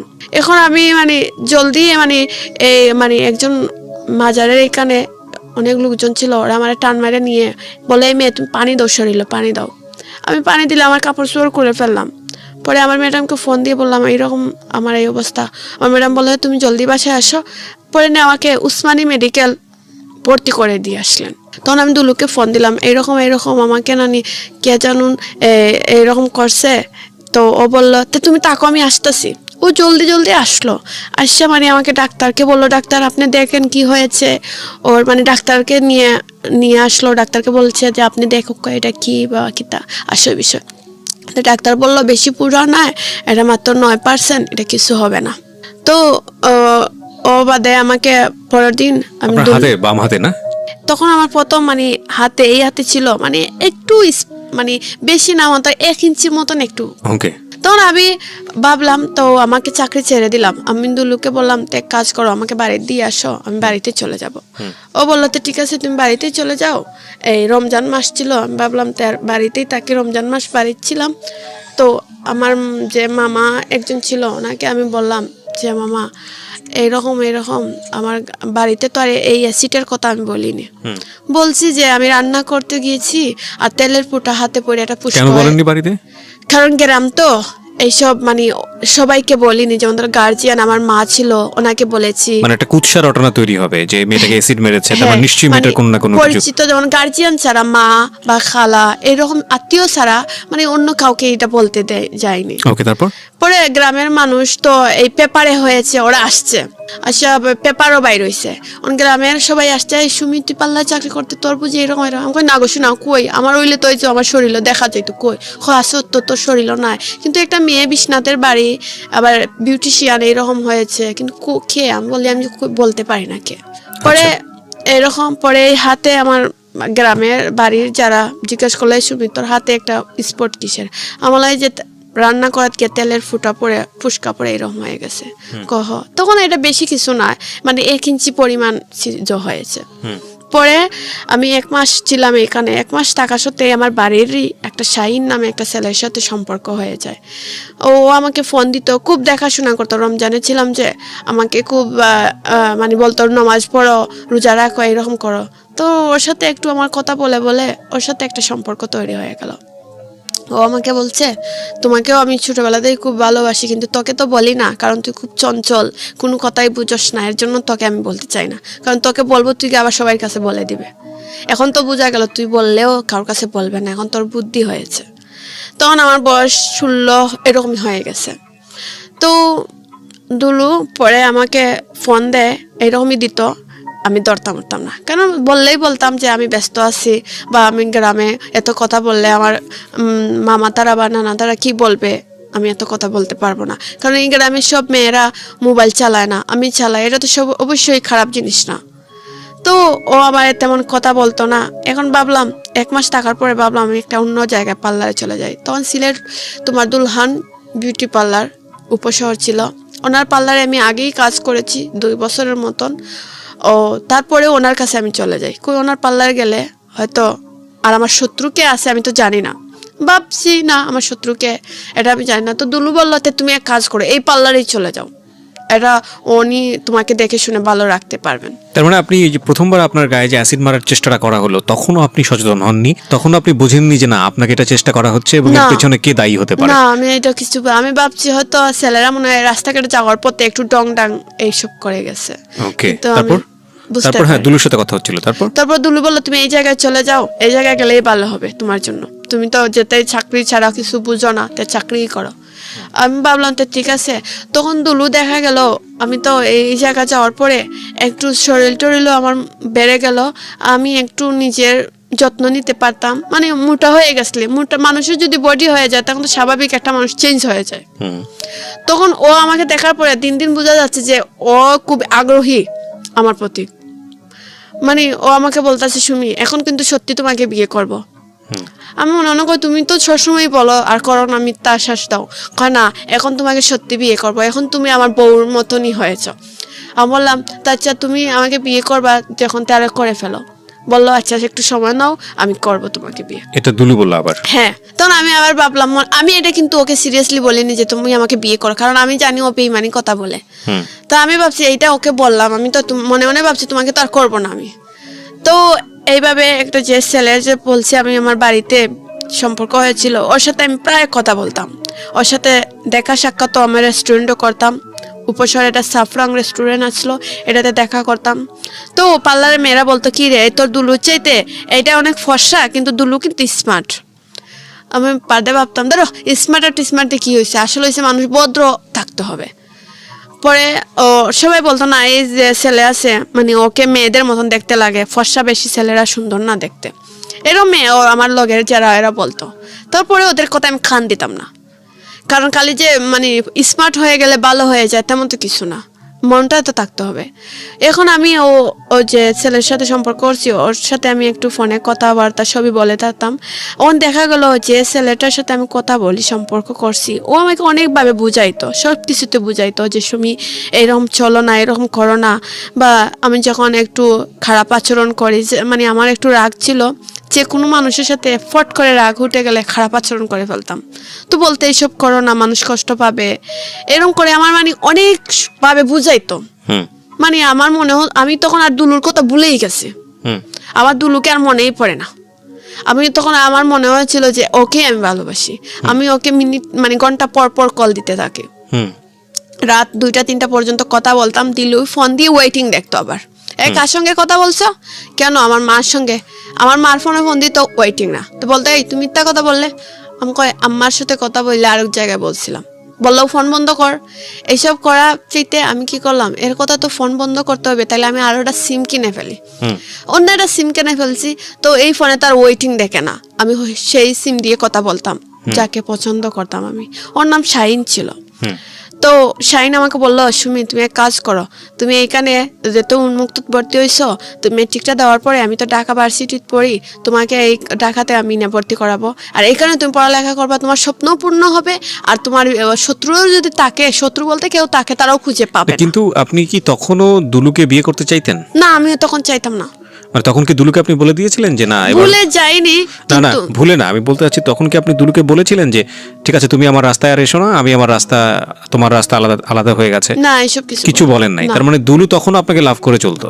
হ্যাঁ। এবং আপনিও মাঝে মাঝে দুলুর কাছে ফিরে যাইতেন? হ্যাঁ, এরকমই যাইতাম। ইন দ্য মিন টাইম অনেক ছেলে এসছে টুকটাক, কিন্তু অল্প সময়ের জন্য। এই যে এই সময়ের কথা আপনি বলছেন যে শাহিনের প্রতি যখন আপনার ভালো লাগা ছিল তখন দুলু আপনাকে নক দিত, তার মানে দুলুর সাথে আপনার যেহেতু ছাড়াছাড়ি হয়নি, দুলু চেষ্টা করে যেত যে না, এবং আপনি যে আরেকটা ছেলেকে ভালোবাসেন এটাও আপনি দুলুকে বলতেন না? না। ওকে, তারপর একদিন দুলু কি করছে, ও কিন্তু বুঝতে পারে ও তো খাটো ছেলে, অনেক বুদ্ধি, ও ভাবে যে এরকম তো ওয়েটিং থাকার কথা না, নিশ্চয়ই সিম আর ওটা ইউজ করে। ও কি করলো, একদিন পার্লারের রাস্তার সামনে, ও তো জানে দুপুরে বাসায় আমি খাইতে থাকবো, সিএনজি নিয়ে খাড়াও বসে আছে, সিএনজি সহ। এখন আমি ভাবলাম একটা সিএনজি আছে তো স্বাভাবিক রাস্তার মধ্যে থাকতেই পারে, আমি সিএনজিটা ফিসে রেখে সামনে হাত দিলাম, ওর ডাইরেক্ট আমার হাত সহ ব্যাগ সহ টান মারিয়া সিএনজি টুকালো। বলাই এমন খারাপ বাসায় বকা দিয়ে বললো ফোন বাইর কর। আমি বললাম কেন? ফোন বাইর কর, তোর খবরেটা পাইছি তোর ফোনে বুঝি 2টা সিম আছে। আমি বললাম তুমি বিশ্বাস করে যে নেটওয়ার্ক একটা, 2টা সিম থাকলে তো নেটওয়ার্ক 2টা দেখাইতো। বলতো না তোর ফোনে 2টা সিম আছে। তো কি বলছে, ব্যাটারি খুলে 2টা সিম পাইছে, পাওয়ার পরে আমার খুব মায়ের দর করছে রাস্তার মধ্যে, এই রাস্তার মধ্যে না গাড়ির ভিতরে, আমার একটু সুলেদারি টাইম না ডুসাইয়া ডাসাইয়া আমি কান্না শুরু করছি। তো আপনি তো ছেলেটাকে আর ভালোবাসেন না, এটা আপনি তাকে কেন বলতেছিলেন না? বলে দিতে পারতেন যে আমি তোমাকে আর ভালোবাসি না, তুমি আমার পিছনে ঘুরো না। আমি ওকে ভালো ঠিকই বাসি না, কিন্তু ওই যে একটা জিনিস করার পর তাকে এই ব্যাপারে আমার একটু টান হয়ে গেছিল। ও মানে আপনি বলতে চাচ্ছেন যে বিবাহ বহির্ভূত একটা অনৈতিক সম্পর্ক আপনাদের ছিল ওর সাথে, যে কারণে ওর প্রতি আপনার একটা মায়া জন্মে গিয়েছিল। হ্যাঁ, কিন্তু ওকে আমি স্বামী হিসাবে চাইনি কখনো। স্বামী হিসেবে চাননি মানে? কিন্তু বিয়ে করার কথা বলে রাজি হতেন তো? বিয়ে যখন প্রথম গ্রামের মেয়ে ছিলাম, এত ছোট ছিলাম, তখন যে আমি ওকে বলতাম তুমি আমাকে বিয়ে করো, ও তো আমাকে পাত্তা দেয়নি। এখন আমি একটা সুন্দর স্মার্ট মেয়ে হয়ে গেছি, এখন আমাকে ও বিয়ের কথা বললে আমি কেন রাজি হব? এটা আপনার চিন্তা ভাবনা ছিল? হ্যাঁ। আচ্ছা, তারপর? ও সিএনজির মধ্যে আমাকে অনেক মায়ের দার করলো, করার পরে আমাকে বলে লাম ফোন নিয়ে গেছে, ফোন নিয়ে গেছে, নিয়ে তখন আমি ওকে সিএনজিতে লামায় বলছে যা, অনেক খারাপ ভাষায় বকা দিয়ে বলছে যা চলে যা, তুই যে একটা খারাপ মেয়ে এটা আমি বুঝে বলছি বলে আমাকে লামাইয়ে দিয়ে আর ও ফোনটা নিয়ে চলে গেছে। আবার এদিন রাত কি করলাম, ম্যাডামের ফোন থেকে ওকে ফোন দিলাম, দিয়ে বললাম তুই আমার ফোনটা দিবা না? বললো তুই কালকে সকালে আমার দোকান থেকে এসে নিস। এই সিলেট থেকে আমি সকালে আবার বিশ্বনাথ গেলাম, গিয়ে ফোন নিয়ে আসলাম। বললাম ফোনে কিছু পেয়েছো? বললে না কিছু তো পাইনি, কিন্তু একটা ছেলে এই নম্বরে ফোন দিয়েছে। আমি বললাম দেখো এই ছেলেটাকে, কিন্তু এই ছেলেটা সব জানতো দুলুর ব্যাপারে। উনি মানে চাচ্ছেন যে আমি দুলুর কাছ থেকে আলাদা হলেও মানে খুব ভালো হবে। তো তারপর ও মানে তারপরে আমাকে বললো ফোন নিয়ে নেই শেষটা। হোয়াটসঅ্যাপের মধ্যে এমন একটা খারাপ ছবি দিয়েছে, আমি তো আর জানি না হোয়াটসঅ্যাপে প্রোফাইল পিকচার কি। আমার ফ্রেন্ডরা ফোন দিয়ে বলে এই একটা ছেলেরে কি তোর গালের মধ্যে কিস করে আছে, এই ছেলেটাকে পিচ্ছি পিচ্ছি লাগে। আমি বললাম কই, দেখি ওই একটা খারাপ পিক দিয়ে প্রোফাইলে রেখে আছে। আমি ডিলিট দিয়ে অন্য পিক দিলাম, দিয়ে তখন আমি ভাবলাম একটা ওই পার্লারের ম্যাডাম একজন আছে, উনি হচ্ছেন উপজাতি একটা মেয়ে। উনি বলছেন সুমি এক কাজ কর, তুই ঢাকায় চলে যা, আমার বোনও তাকে একটা পার্লারে, তোকে 12,000 টাকা স্যালারি দিবে আর এখানে টাকা খাওয়া হবে, কোনো সমস্যা নাই। আমি বলছি আপু আমি তো জীবনে কখনো ঢাকায় যাইনি, কিভাবে কি বুঝবো? বললো ওয়ারির জায়গাটার নাম, তুই এই জায়গায় থাকলে অনেক ভালো হবে আর তোর মানে সমস্যা হবে না। তো আমি ভাবলাম এই সিলেট ঢাকা শহরে গিয়ে আস্তে আস্তে চিনি, কারণ আমার তো স্বপ্ন পূর্ণ করতে হবে। তারপরে আমি একদিন দুপুরে খাওয়া দাওয়া করে যাচ্ছি বাসায়, রাস্তায় আসার সময় একটা সিএনজি পিছনে ছিল, আমার পিছনে ছিল।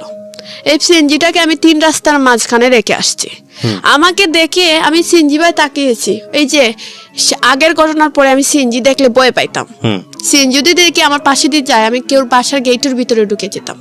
তো এই সিএনজিটা যে খাড়া, আমি বারবার তাকাচ্ছি এই সিএনজিটা রাস্তার মাঝখানে খাড়িয়ে আছে কি রকম। তারপর আমি ওয়ালের পাশে পাশে যাচ্ছি আর সিএনজিটা মনে হচ্ছে স্পিডে আসছে আমার দিকে। তো আমার ভিতরের মধ্যে ভারী মারতেছে, আমি তো এমনিতে সিএনজি দেখে ভয় পাচ্ছি আর ভাবতেছি এই সিএনজিটা এইরকম মতো সময় দাঁড়ানো ছিল, আমাকে দেখার পরে এত স্পিডে আসতেছে কেন। পরে একটা ছেলে দেখছি গাড়িতে মধ্যে, একটা ছেলেই আমি দেখছি। তো ওই ছেলেটা শুধু হাত বাড়ি করছে আর আমি তো আমার ভিতরের মধ্যে বাড়ি মেরে দিছে। তখন আমি অন্ধ হয়ে গেছি এই ছেলেটাকে দেখেই, হাতটা বাইর করছে এটা শুধু দেখছি, দেখে আমি অন্ধ হয়ে গেছি। তখন আমি দেখছি কিছু পানি এই গেটের মধ্যে পড়ছে, গেটগুলোর রং ছুটে যাচ্ছে। তো আর আমার কিছু কাপড় পিছনে ছিদ্র ছিদ্র হয়ে গেছে, আর আমার পিঠের মধ্যে একটু উন্না বীজে পিচটা ফুলে আছে, একটু ফুলে আছে। আমি কি করছি, তাড়াতাড়ি গিয়েছি পার্লারের ভিতরে, গিয়ে সবাইকে কান্না করে বলছি এইরকম আমি আসার সময় কি হয়েছে। সবাই মানে বলতেছে তোর সাথে কোনো শত্রু লেগে গেছে, তুই এক কাজ কর তাড়াতাড়ি, তুই সিলেটও থাকতে পারবে না, তুই কর মানে তোর বাড়িতেই চলে যা। তার মানে সেকেন্ড টাইমও আপনাকে অ্যাসিড মারতে গিয়ে তারা সফল হয়নি? হ্যাঁ। ওকে। তারপর ম্যাডামকে বলছি ম্যাডাম আমি চলে যাব। আমি তখনও আপনি সন্দেহ করছিলেন না যে কে এই কাজটা করতেছে? না। তখন একটা ছেলে আমাকে রং নাম্বারে ফোন দিয়ে অনেক হুমকি দিত, প্রায় মাঝে মধ্যে দিত ফোন, 1 মাস 2 মাস পরে হুমকি দিত, বলতে এই মেয়ে তুই আমার সঙ্গে যদি প্রেম করস না তোকে আমি দইরা নিব, সেই করব। আমি মানে মাঝে মধ্যে ওই ছেলেকে সন্দেহ করতাম, ভাবতাম ও ছেলে আমাকে হুমকি দিয়ে তাহলে এইটাই মনে হয় কাজ করে। তো আমি দুলুকে বলতাম দুলু একটা ছেলে মাঝে মধ্যে আমাকে না এরকম ট্রেড দেয়, আমাকে রাস্তা থেকে দইরা নিবে, এই করবে সেই করবে। বলে আচ্ছা এই ছেলের নম্বরটা দিস। আমি বললাম আচ্ছা। তো পার্লার ছেড়ে দিব আমি জানুয়ারির 1 তারিখ, আর আছে মাসের 15 দিনের মতন। একদিন সকাল আমি পার্লারে আসছি, যে পার্লার তো সকালেই খুলি, একটা ছেলে আমার পার্লার খোলার 2 মিনিট পরে ঢুকছে পার্লারের ভিতরে, ঢুকে বলতেছে একটা মগ ছিল টিয়া কালারের মগ হাতে। তো ওই ছেলেটা ঢুকছে, কারণ আমি ভাবলাম আমি গ্লাসে দিয়ে চাইয়া দেখতেছি পিছনে ছেলেটা হয়তো আমাকে দেখতে পারতেছে না, কিন্তু গ্লাসে দিয়ে চাইলে পিছনের সাইডে কি হচ্ছে দেখা যায় একটু, দরজার সামনটা। তো ছেলের হাতে টিয়া কালার মগিটা আমি দেখতে পারতেছি। ছেলে আমাকে ডাকতেছে আপু একটু এই পার্লারের বিজনেস কাজটা আমাকে দেন। আমি বলছি ভাই এই যে আপনার হাতের সামনে এইখানেও। আমি দেখতেছি ও হাতে নিয়ে আবার রেখে দিয়ে বলতেছে খুঁজে পাচ্ছি না। তো আমার ভিতরের ভয় রেখে গেল, কই ওর চোখের সামনে, অথচ কার্ডটা হাতে নিয়ে আবার টেবিলে রেখে বলে আপু পাচ্ছি না আপনি দেন আসে। তো আমি বললাম ভাইয়া সামনে দোকানে ম্যাডামের স্বামী বসে আছেন, ওনার কাছে যান, উনি দিবেন না। এই কথা বলতে ও দূরের স্পিডে বাইরে হয়ে চলে গেল। তখন আমি আরও তো ভাবছি, অতটা চিন্তা করিনি যে কেন আসলো কেন গেল, কিন্তু মগটা আমি দেখছি। আমি আমার ম্যাডামকে বলছি যেদিন আমি ডিসেম্বর 22 তারিখ, এদিন আমাকে দুলু 3 দিন আগে আমার ফোনটা নিয়ে নিছিল রাস্তা থেকে, এইরকমই নিয়ে আমার ফোনে অটো রেকর্ড ফেলে রেখে দিয়েছিল। আধা ঘন্টার ভিতরে নিয়েছিল, আমার কাছ থেকে মারধর করে আধা ঘন্টার পরে আবার এনে দিয়ে দিছিল। দিয়ে ও যে একদিন নিয়েছিল সিএনজির মধ্যে মারধর করে, এই দিন বুঝি অটো রেকর্ড লাগাইয়া গেছিল আমার ফোনে। আমি তো বলতে পারি না, বুঝতেই পারিনি। তো অতদিন যে কথা বলছি সবটা অটো রকেট হয়ে আসলো। অ্যাক্সিডেন্টের 2-3 দিন আগে এই ফোনটা আবার নিয়েছিল, নিয়ে সব কথাবার্তা শুনে আবার ফোন এনে দিয়েছে। দিয়ে বলছে, সুমি ভালো, খুব ভালো থাকো, মারছি মনে কষ্ট পাইও না। তো আমাকে সেদিন বলে, তোকে আমি একটা কথা বলি, তুই কি আমাকে সত্যি বিয়ে করবে? আমি বললাম, তুমি বিয়ে করবে আমাকে? বললো, হ্যাঁ করবো। তোকে আমি 5 দিনের সময় দিলাম, তুই রাজি হস কিনা আমার জানাইস। আমি তখন বলছি, তুমি কি আমাকে বাড়িতে নিবা? বললো, না বাড়িতে নিব না, তোমাকে বাসা ভাড়া দিয়ে রাখবো, লুকাইয়া বিয়ে করবো। আমি বলছি, বাড়িতে নিবা না আবার লুকাইয়া করবা, তাই আমি তোমার সঙ্গে বিয়ে বসবো না। আরে যেদিন বাড়িতে নিতে পারবা সেদিন বললো সেদিনই বিয়ে করব। তো ও বললো, মানে সে ওই কথায় রয়ে গেল, আমি ওই কথায় রয়ে গেলাম। ডিসেম্বর রাত 8টার দিকে আমি একটু গোসল করেছি, আর গোসল করার পরে অটোমেটিক মনে হয়েছিল যে আমি সজাগের মধ্যে ঘুমিয়ে যাচ্ছি, এরকম।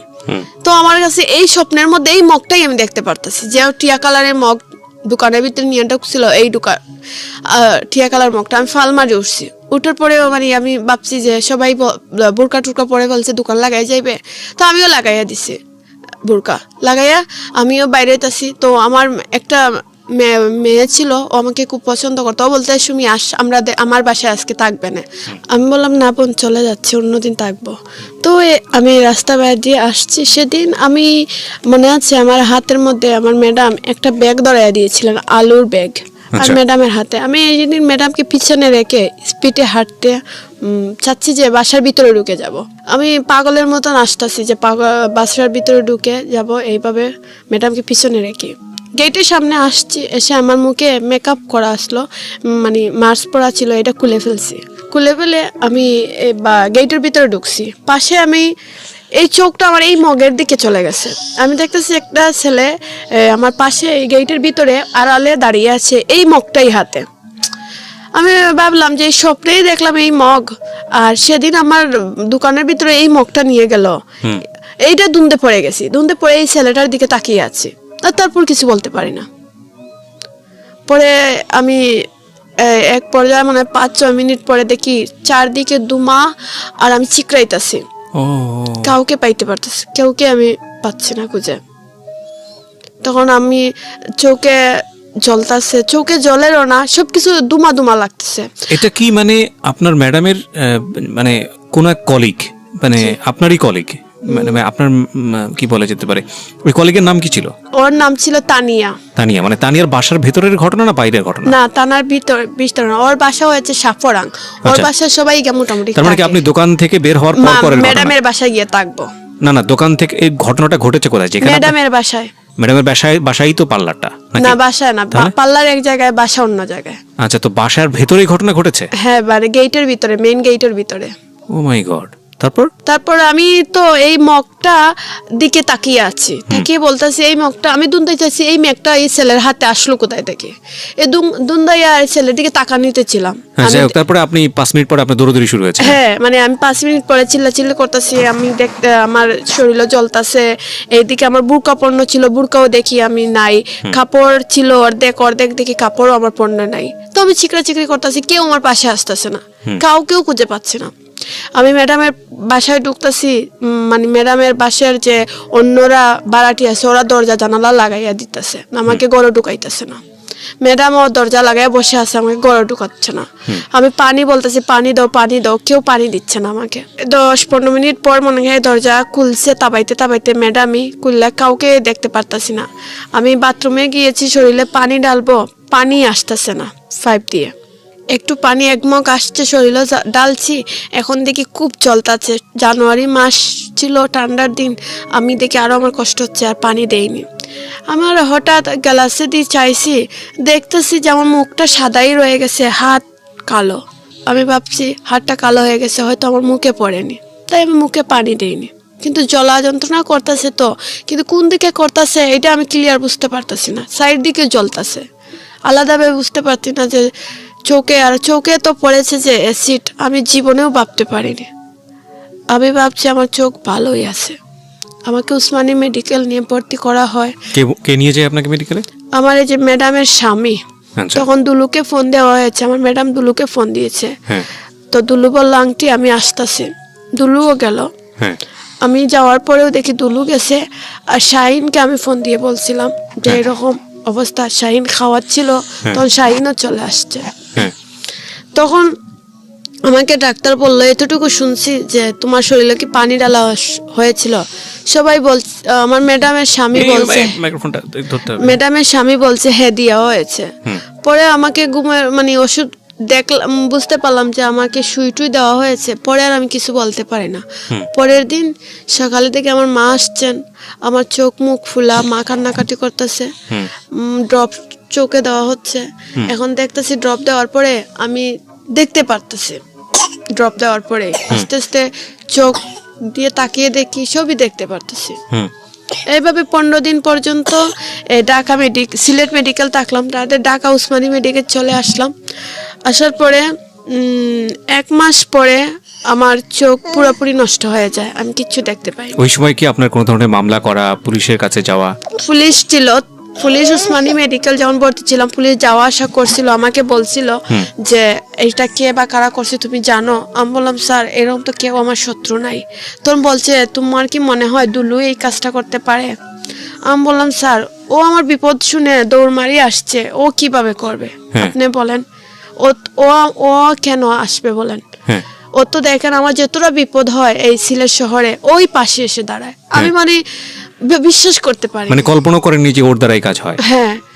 পরে আমাকে পুলিশ বলতেছে, আমি পুলিশকে আমি পুলিশ তাদেরকে বললাম যে স্যার আমি জীবনে কোনোদিন বিশ্বাস করব না দুলু এই কাজ করতেই পারে না, আমি বিশ্বাস করি না। তখন দুলু পুলিশ তো তদন্ত করতেছে আর আমাকে বলছে তোমাকে কোন নম্বরে বললা তোমাকে টের দেয়? তো 506 যেটা সেটা বলিনি, বলছি 509, বলছি এই নম্বরটাই। কিন্তু এটা ছিল দুলুর পার্সোনাল নম্বর, এই নম্বরে শুধু আমাকেই কল দিত, আমার ম্যাডামকে কল দিত। তো পুলিশ তো এই নম্বরটা বন্ধ, আবার কাকে খুঁজবে? বলতেছে এই নম্বর বন্ধ। এই নম্বর আবার আমার দুলুই পুলিশের গাড়িতে বসে আসামি খুঁজতেছে, ও কে বা কারা করলো খুঁজতেছে। পুলিশকে বলতেছে স্যার এই নম্বরে ডিস্টার্ব যখন করে তাকে তো শুনে বলছে এই ছেলেটা গাড়ি চালায়, গাড়ি স্টেশন যায়, মানে বিভিন্ন জায়গা পুলিশকে নিয়ে যাচ্ছে। ও কতদিন লেগেছিল এই যে কাজটা দুলু করেছে এটা বের করতে? প্রায় 15-20 দিনের মতন। বুঝলো কিভাবে যে দুলু এই কাজটা করেছে? পুলিশ বললো আমাকে মেডিকেল, পুলিশ বলছে প্রথমই বুঝতে পেরেছে। পুলিশ স্যার যে উনি সুবিত্ত নাম ছিল, উনি আমাকে বলছেন যে সুমি আমি প্রথমই বুঝতে পেরেছি, কিন্তু দেখলাম এখন যদি ওকে আমি ধরে ফেলি তোমার মানে তোমার দৌড়াদৌড়িটা কে করবে?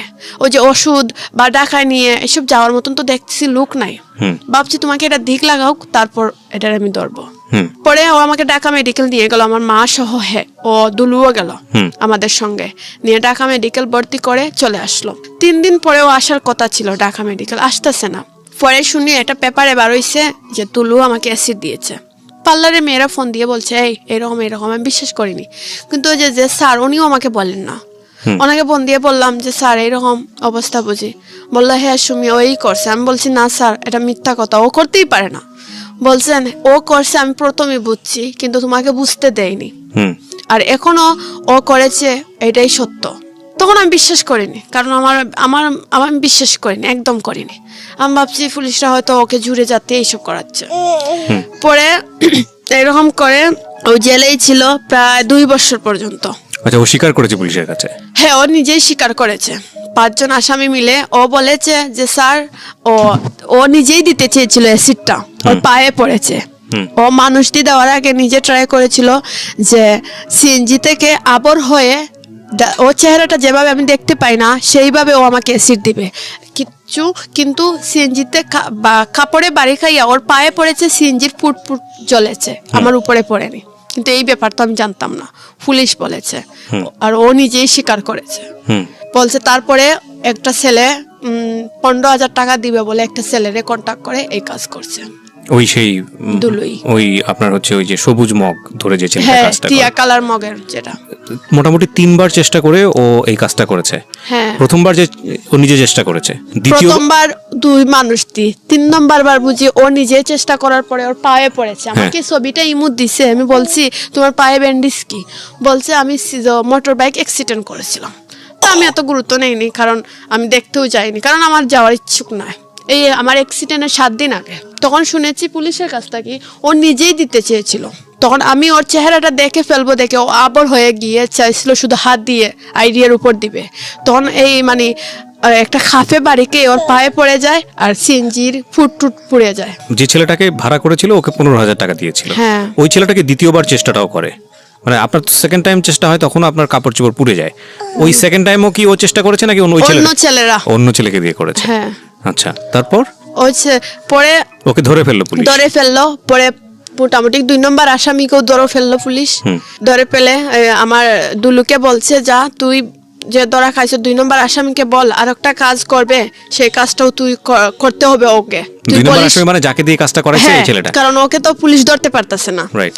তখন পুলিশ বুঝি বলছে যে আমার দুলুকে যে তুই যে ধরা খাইছো তো এইসব কিছু বুঝতে দিস না। আমি তো এইসব কিছু জানি না, আমি মেডিকেল ছিলাম, শুধু পুলিশ বললো এইসব শুনে আমি আমার মতন চিকিৎসা নিচ্ছি। ডাক্তার বলছে আমি বাঁচবো না, আমার মাকে বলছে এই পেশেন্ট বাঁচানো যাবে না, অনেক পুরা হয়ে গেছে, প্রায় 72% এই রোগী সম্ভবই না বাঁচানি। তোমরা দেশে নিয়ে আল্লাহ আল্লাহ করে ভালো মন্দ খাওয়াই দাও। তো আমার মা আর কিন্তু আমি দেখেছি আমি পুড়ে গেছি ঠিকই, জ্বালা যন্ত্রণা অনেক হতো, কিন্তু আমার সবসময় মনে হতো যে আমি সব কিছু বুঝতে পারতাম, মানে আমার ফুসবুদ্ধি সবই ছিল। তখন আমার মা আমাকে কান্নাকাটি করতেছে আর আমার এইসব দেখে কান্নাকাটি করতেছে। আমার মা বলে আচ্ছা আমার মেয়ে যদি মরে যায় তো মরেও যাবে, আপনারা অপারেশনটা করেন। তখন 2 মাস পরে আমার অপারেশন হয়, সার্জারিং করা হয়। আপনার স্কিনে অপারেশন হয়? হ্যাঁ, আমার স্কিনে সার্জারিং করা হলো। তখন ডাক্তার সার্জারিং করার পরেও মোটামুটি আমি সুস্থ, খাওয়া দাওয়া হাঁটা পড়া করতে পারতাম। কিন্তু মিন টাইম কি চোখটা নষ্ট হয়ে গেছে? হ্যাঁ, 2টা চোখই আমার নষ্ট হয়ে গেছে। তো পরে ডাক্তার বললো যাক মেয়েটার হায়াত আছে। তারপরে আমি এসির সাবাবাই ফাউন্ডেশন চলে আসি। হ্যাঁ। আসার পরে দুলু তখনও জেলে? হ্যাঁ, তখনও জেলে। আপনার মামলাটা কি আপনি করেছিলেন নাকি পুলিশ বাদী হয়ে? পুলিশ বাদী হয়, আমার মাকে নিয়ে মামলাটা করেছে। আচ্ছা, তো আপনার মামলাটা হয়েছিল কত সালে? 2014 ডিসেম্বরের 22 তারিখ, মানে 15 সালেই। আর অ্যাসিড নিক্ষেপ করা হয়েছিল কত সালে? 2014 ডিসেম্বরের 22 তারিখ। মামলা ওই 22 তারিখই হয়েছে? 22 তারিখ না, পুলিশ বলছে 15 মানে 5 তারিখ থেকে, 15 সালে 5 তারিখ থেকে মামলাটা হয়েছে। 15 সালের কত মাসের 5 তারিখ? 2015 জানুয়ারি মনে হয় কি তারিখে এটার মামলা। তো আপনি অ্যাসিড ভিকটিম হয়েছেন কত সালে? আমি 2014 ডিসেম্বরের 22 তারিখ আমাকে। ওকে, তারপরে 2015 সালের প্রথম দিকে এসে মামলাটা হয়েছে? হ্যাঁ, ঠিক আছে। তারপরে মানে ও দুলু জেল হয়েছিল। এইভাবে আমি মেডিকেল মোটামুটি চলাফেরা খাওয়া দাওয়া করতে পারতাছি, মোটামুটি সুস্থ। কিন্তু আমার চোখের ডাক্তারের জন্য বারবার বিভিন্ন জায়গায় যাচ্ছে, কিন্তু ডাক্তাররা কোনো আশ্বাস দিচ্ছে না আমার চোখ ভালো হবে। বলছে এই চোখ পুরাই নষ্ট হয়ে গেছে, কি করার বাবা, কিছু করণীয় নাই। পরে লাস্ট ডাক্তার বললো তো একটা দেশের বাইরে গিয়ে একবার চেষ্টা করে দেখতে পারো। পরে আমার চেন্নাই যাওয়া হলো। চেন্নাই কি আপনাকে ফান্ড করেছিল কে? এটা বাইরের ডিস্ট্রিক্ট থেকে কিছু গেস্ট আসছিল, ওদেরকে আমি কান্নাকাটি, এটা অ্যাসিড সার্ভাইভার ফাউন্ডেশন থেকে। হ্যাঁ, ও এখানে আসলে মানে কিছু বেশি মানে কিছু আসছে ফান্ড দেয় রোগীরাদেরকে। ওই ফান্ড থেকে আপনি চেন্নাই গেলেন ট্রিটমেন্টের জন্য? হ্যাঁ, একটা মানে ভিজিটার ছিল, আমাকে ফান্ড দিয়েছে আমার অবস্থা বুঝে, যে আমি চোখের জন্য যারা আসতাম কান্নাকাটি করতাম যে আমার চোখ চাই, পৃথিবীতে আর কিচ্ছু না। তো কিছুরা মানুষের হয়তো দয়া লেগেছে, আমাকে চেন্নাই যাওয়ার মতন একটু কিছু টাকা এই মেডিকেল দিয়েছে, এর জন্য ওরা নিয়েছে। তো ও জেল 2 বছরের মতন থেকে গেল। পরে একদিন আমার মা কোর্ট থেকে আসলো আমার সাক্ষী নিবে। তো আমার মা গেছে সাক্ষী দিবে। পরে আমাকে বললো জজ সাহেব যে তুমি আগামী মাসে এসে দিও, সময় খুবই কম। আমার মা সাক্ষী, পরে আমার সাক্ষীটা নিল না। পরে ও আমাকে বললো ডাক মারি নিয়ে গেল, দুলু ডাক দিল এইদিকে আস। কোর্টের ভিতরে? হ্যাঁ, কোর্টের মানে যখন ওকে নিয়ে যাচ্ছে কোর্ট থেকে, যে আলাদা একটা জায়গার মধ্যে রাখে না, কোর্ট থেকে আমার পরে একটা রুমে না রাখে, যে এই রুমের মধ্যে ওকে নিয়ে যাচ্ছে। তো যে পুলিশরা ওরা নিয়ে যাচ্ছে, ও আমাকে ডাকতেছে। তো এই যে মনে হয় পুলিশ ভাইকে বলছে একটু দাঁড়া করেন, দাঁড়া করছে। পরে বলছে সুমি তোকে তখন আমি ভালোবাসি, তুই আমার বিরুদ্ধে সাক্ষী দিবে? তো উনি এইসব কথা বললো আমি তোকে খুব ভালোবাসি। তো এইসব বলার পরে আমার মনটা মনে হয় দুর্বল হয়ে গেল। আমি ভাবলাম ও আমাকে খুব ভালোবাসে। আসলে কি বলেন আপনি? মানে এটা রূপ কথা তো কেউ হার মানাচ্ছে। একটা লোক আপনার জীবন শেষ করে দিয়েছে, আপনি চোখে দেখছেন না কিছু, সে আপনাকে কোর্টের মধ্যে ডাকলো আর আপনি তখনও দুর্বল হয়ে গেলেন। আসলে আমি ওকে, হয়তো এটা সত্য, জীবনে কোনোদিন স্বামী হিসাবে কখনো চাইনি আমি মন থেকে। আর ফার্স্ট টাইম যে সম্পর্ক ওকে চেয়েছি, এটা হয়তো আমার মনের আবেগ হতে পারে, কিন্তু বাস্তবতা যেটা আমি সবসময় ভাবতাম ওকে নিয়ে আমার জীবন হবে না, কারণ ও যেরকম আমি সেরকম না। ও যে মানুষের সামনে খারাপ আচরণ করে, এই জন্য ওকে আমি চাইনি। কিন্তু ওকে আমি যে মানে ওকে যে কতটা ভালোবাসি সেটা হয়তো আমি কাউকে বুঝাতে পারতাম না, আর ও তো বুঝতো না। আপনি তো তখন চোখে দেখতেন না একদমই। তখন এই যে চেন্নাই অপারেশনের পরে ঝাপসা দেখতে পারতাম, কর্নিয়ার ট্রান্সফার করা হয়েছিল। আচ্ছা, তো তারপরে আপনি ও আপনাকে এটা বললো, হ্যাঁ, বলার পরে তখন আপনি বললো, কি বললেন? আমি কিছু বলিনি, চুপ করেছিলাম, কারণ আমার মা তারা সবাই ছিল না, ওর সাথে কথা বলতে দিচ্ছেন না। তখনও আমি দুলু দুলু করে পাগল হয়ে যাচ্ছি। মাকে কতবার বলছি দুলুর কাছে নিয়ে যাও, কথা বলবো, মানে ওরা অসহ্য হয়ে যাচ্ছে, খালি দুলু দুলু। এটা কেমন কথা? যে ছেলে তোর জীবন নষ্ট করে দিল, ও ছেলের গানই গাছ।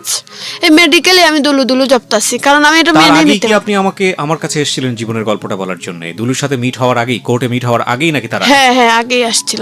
তার আগে এসে আপনি রেডিওতে গল্পটা বলে গেছেন। আমি যখন আগে রেডিওতে ছিলাম, তারপরে আপনার সাথে দুলুর সাথে কোর্টে দেখা সাক্ষাৎ হয়।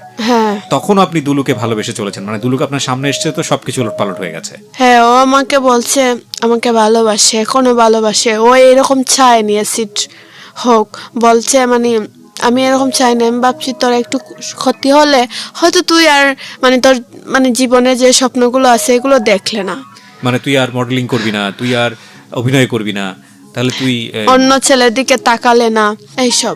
তখন আমি তারপরে একটু একটু আসলে কি আমি আমার জীবনে বাস্তবতা কি আমি বুঝিনি, এখন বুঝতে পেরেছি। সেটা তো হয় আরো পরে। তারপর আপনি কি করলেন কোর্টে? তো কোর্টে ও আমাকে যা বললো, আমি যে বললো ভালোবাসেই, তারপর আমি এটা বিশ্বাস করলাম। বললো আগামী 4 তারিখে তুই আসিস। আমি আগামী 4 তারিখে আবার গেলাম। ও আসলো তারিখের দিন, আমি গেলাম সকাল সকাল, গিয়ে 1000 টাকা না 1200 টাকা দিয়ে ওকে অফিসিয়াল ভাবে বাইর করছি। মানে আপনি কি করলেন কোর্টে গিয়ে? কোর্টে গিয়ে ওকে যে এখানে একটা রুমের মধ্যে রাখে, এই রুমটা কি টাকা দিলে বাইর করা যায় 1 ঘন্টার জন্য। আচ্ছা, বাইর করে অন্য রুমে কথা বলার সুযোগ দেয় একেল। তো পুলিশরা সামনে ছিল আর ওকে 1 ঘন্টা আমার পাশে বসাইয়া রাখছে, টাকা 1200-র মতো নিয়েছে। তো ও আমাকে বলতেছে সুমি তোর মাথায় হাত দিয়ে বলছি আমি তোকে খুব ভালোবাসি, তুই আমাকে বিয়ে কর, আমি তোকে নিয়ে সংসার করব, জীবনে কোনোদিন কষ্ট দিব না, বিশ্বাস কর। বিয়ের 2-3 মাস পরেও আমাদের একটা বেবি হবে। মানে আমাকে ও তো স্বপ্ন দেখালো, আমি বিশ্বাস করে ফেলতেছি।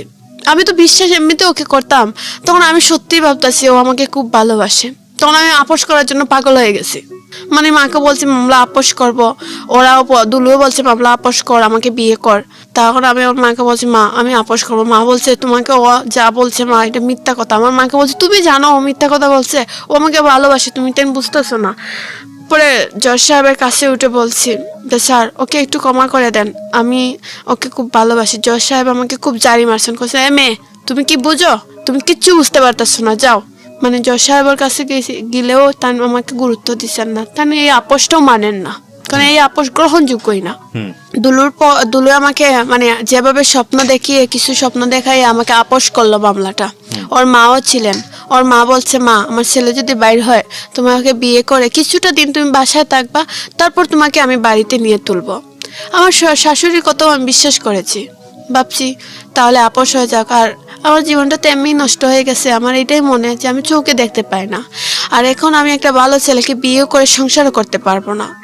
তাহলে ও যখন আমাকে ভালোবাসে তাহলে ওর সাথে আমার জীবনটা কাটিয়ে দিব, এইটাই ভেবে আমি আপোষ করেছি। ও জেলতেই বাইর হইছে, বাড়ার পরে ও মানে আমাকে 10 লক্ষ টাকা খাবিন দিয়ে বের হলো। মানে কিভাবে বের? জামিনে বাইর হইছে, জামিনে বের হলো। হ্যাঁ, জামিনে বের হওয়ার ক্ষেত্রে আপনি সহযোগিতা করেছেন? হ্যাঁ আপোষ করেছিলাম।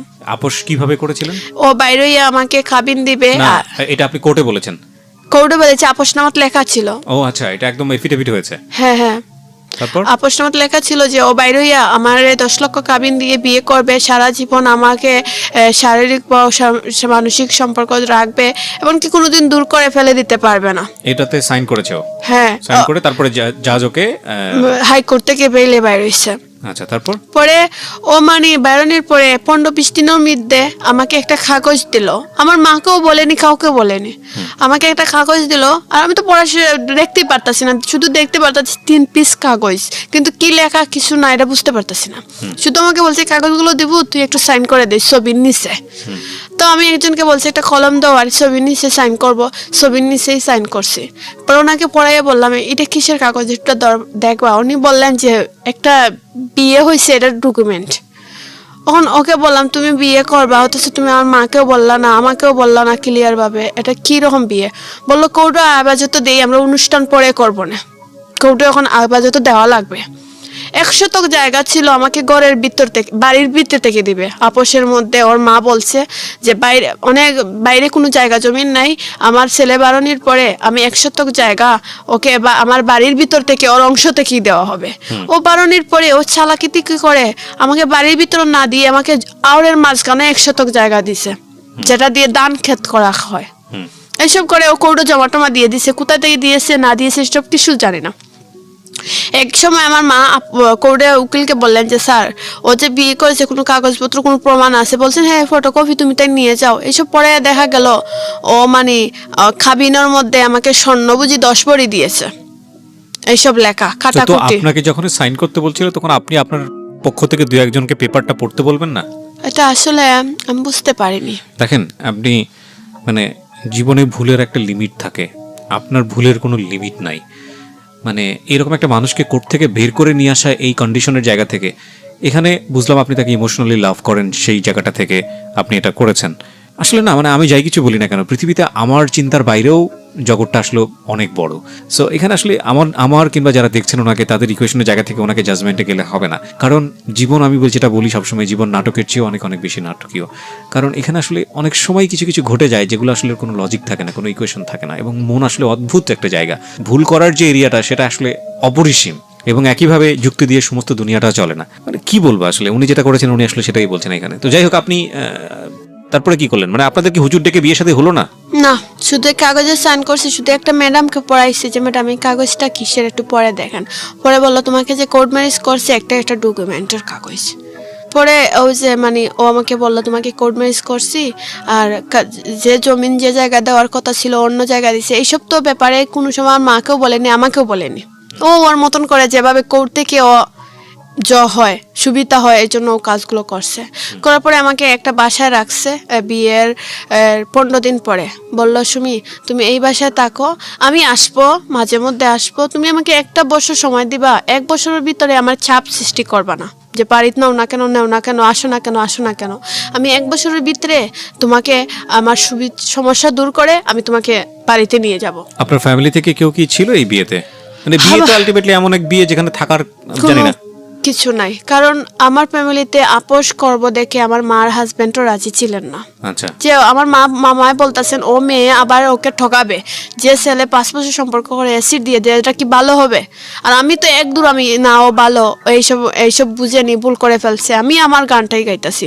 ওরা মানে বলছে মেয়ে, আমার মা বলতেছে আচ্ছা মেয়ের জীবন, মেয়ের সুখেই তো আমাদের সুখ, একবার দেখি মেয়েটার কথা শুনে কি হয়। মানে আমার মা রাজি ছিলেন, আর কেউ রাজি নাই। তারপর ও আমাকে বাসায় রাখলো, কিছুদিন আসতো বাসায়, মানে সপ্তাহ 2 দিন 1 দিন আসতো, ও আসছে আবার চলে যাইতো, কোনোদিন রাত থাকতো, কখনো থাকেনি। এইভাবে অবস্থা করে মনে হয় 3-4 মাস চলছে।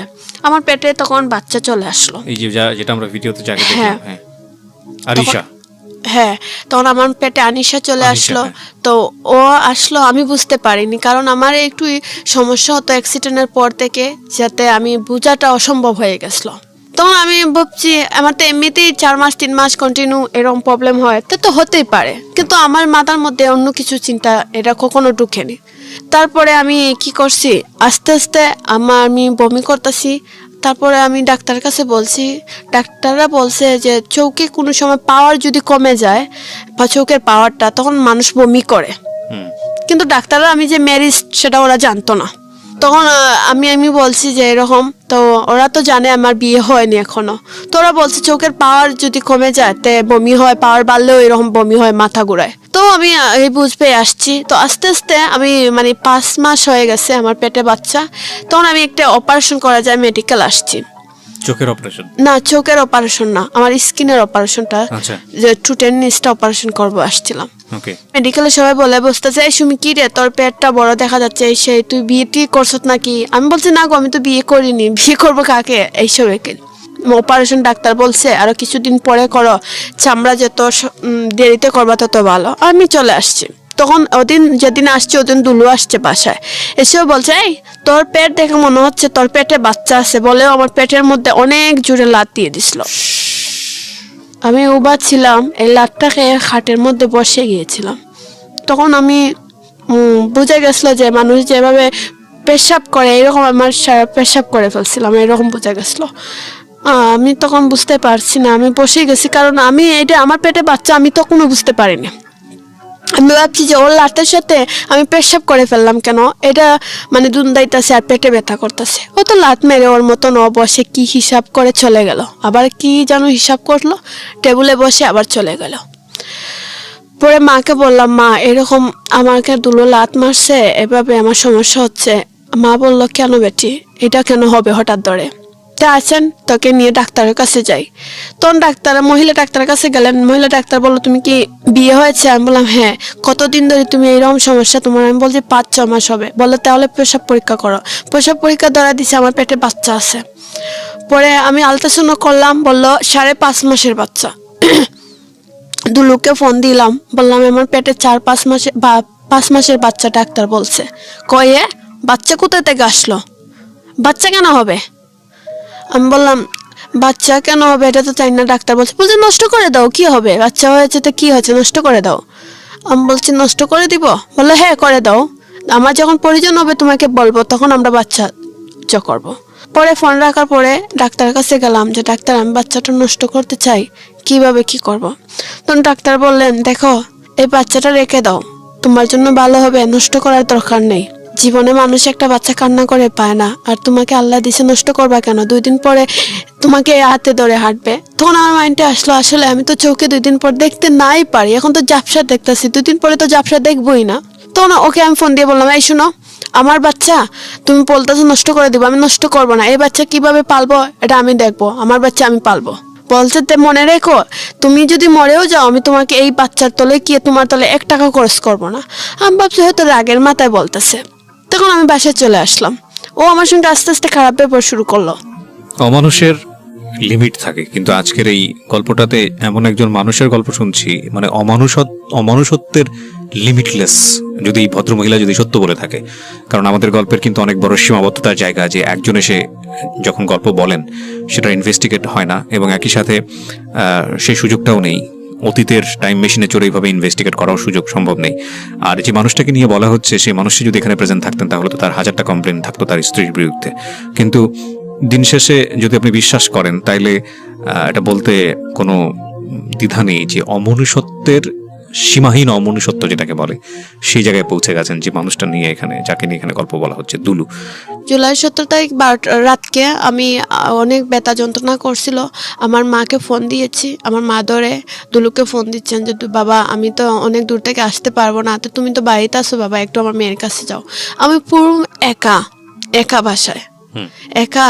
অথচ আমার মা একটা খালাতো বোন ছুটো দিয়েছে, ও কি করবে? তখন আমার মা দুলুকে ফোন দিচ্ছে, দুলু এই কথা শুনে আর ফোন ধরে রিসিভ করে না। সারা রাত দুলুকে ফোন দেওয়া হলো, আমার ফোন থেকে রিসিভ করে না। পরে 12টার সময় বাসার সবাই কিছু মোটামুটি আসলো, দুলুকে ফোন দেয় যে এরকম সুমিকে নিয়ে মেডিকেল ভর্তি করা লাগবে। দুলু বলতেছে আমার প্রবলেম আছে, তাই মাকে বলো না মেডিকেল নিয়ে যাবে না, আমি এখন খুব ব্যস্ত আছি। তখন পেশায় ও কি করতো? দুলু তখন পেশায় কি করতো? ওর ব্যবসা করতো। কি বলেন আপনি? ও ব্যস্ত আছে বলতে কি বোঝাচ্ছেন আপনি? ওই সময়টা তো কি করতো? মানে শুধু এটাই করতো নাকি অন্য কোনো কাজের সঙ্গে জড়িত ছিল? এইটাই করতো আমি জানতাম, কিন্তু এর চেয়ে তার কিছু জানি না। প্রিয় শ্রোতা এবং দর্শক, উনি যে কাজটা করতো সেটা আমরা প্রচার করছি না এখানে, কারণ যেহেতু আমাদের হাতে এভিডেন্ট নাই, এটা একটা অবৈধ পেশা ওনার কথা অনুযায়ী, সুতরাং আমরা এটা প্রচার করছি না। জি বলুন। তারপর পরে কিছু ও বলতে সময় নেই, তারপর ও আসেনি। পরে কিছুদিন পরে একটা কাপড়ের ব্যবসা করে আমার মেয়ে হওয়ার পরে। একটা কাপড়ের দোকান করলে আমার মেয়েকে দেখতে আসেনি। আমার মেয়ের বয়স 1 মাস হয়ে গেছে, ও আসেনি। তো আমি ও ইমুতে পিকচার দিলাম, দেখেছে হয়তো, মানে প্রকাশ করেনি, দেখেছে করে। তো ঈদের দিন, ওর বয়স 1.5 মাসের মতন হয়ে গেছে, ঈদের দিন আসার পরে ও মেয়েটাকে কুড়ে নিতে বলছি, একটু কুড়ে নাও, ও নেয়নি, বলছে না আমি দেখতাছি। তখন আমি আমার মেয়েটাকে আমার কুড়ে রাখার পরে ও চলে গেল, আবার বাসায় আসে না, যায় না, মানে ও ওর মতনই। বললাম তুমি বললাম আমাকে 1 বছর পরে বাড়িতে নিবা, বললো আর একটু সময় লাগবে। এইসব করতে করতে সময় নিতে 2 বছরের মতন হয়ে গেল। পরে আমি আমার শাশুড়ির সাথে কথা বললাম যে মা তুমি বললা আমাকে বাড়ি নিবা, বললো আমার মেয়ের বিয়ে হওয়ার পরে তোমাকে নিব। ওনার মেয়ের বিয়ে কাছাকাছি ডেট হয়ে গেছে। আমি এই তারিখ পর্যন্ত ভরসা করে আসলাম যে আমার শাশুড়ি আমাকে বাড়িতে নিবেন। তো আমার স্বপ্ন ছিল যে আমার বাচ্চা বড় হবে এই বাড়িতে, আর ও আমাকে স্বপ্ন দেখাইছে সারা জীবন আমাকে নিয়ে সংসার করবে, কখনো কষ্ট দিবে না। এর উপর ভরসা করে আমার বাচ্চাটাকে নিয়ে আমি বাঁচতে চেয়েছিলাম। বিয়ে হলো আমার ননহরির।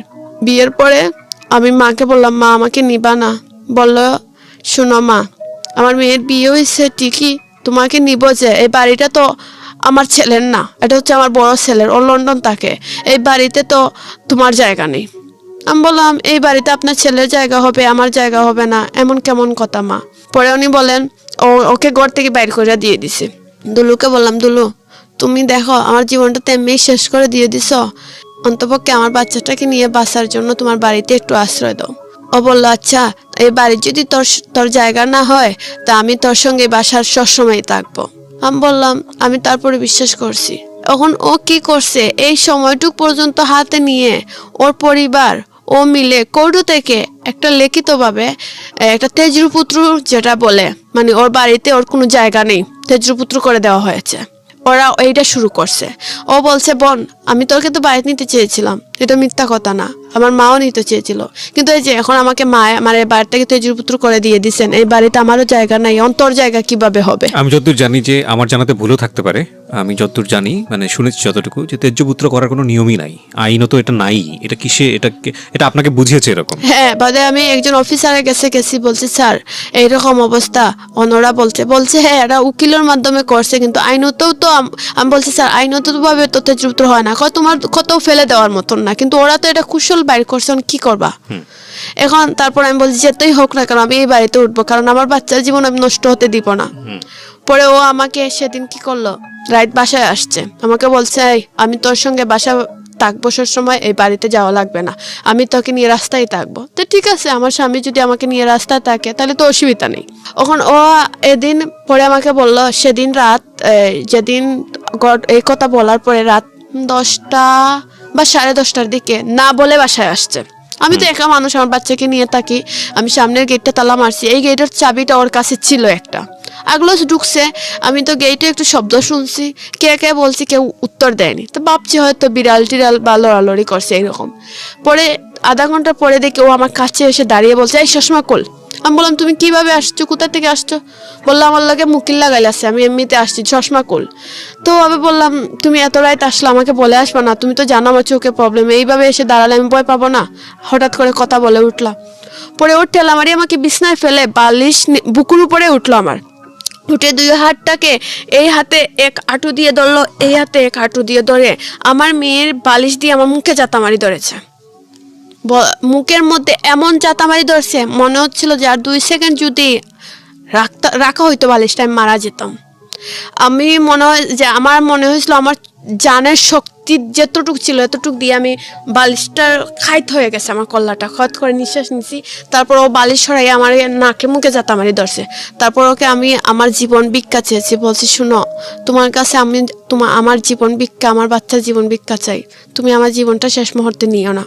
পরে বললো তাহলে তুই এক কাজ কর, তুই আমার জীবন থেকে চলে যা, আমি তোকে নিয়ে সংসার করতে পারবো না, আমি জেল থেকে বাইরনির জন্য তোকে যা যা স্বপ্ন দেখাইছি শুধু জাস্ট জেল থেকে বাইরনির জন্য।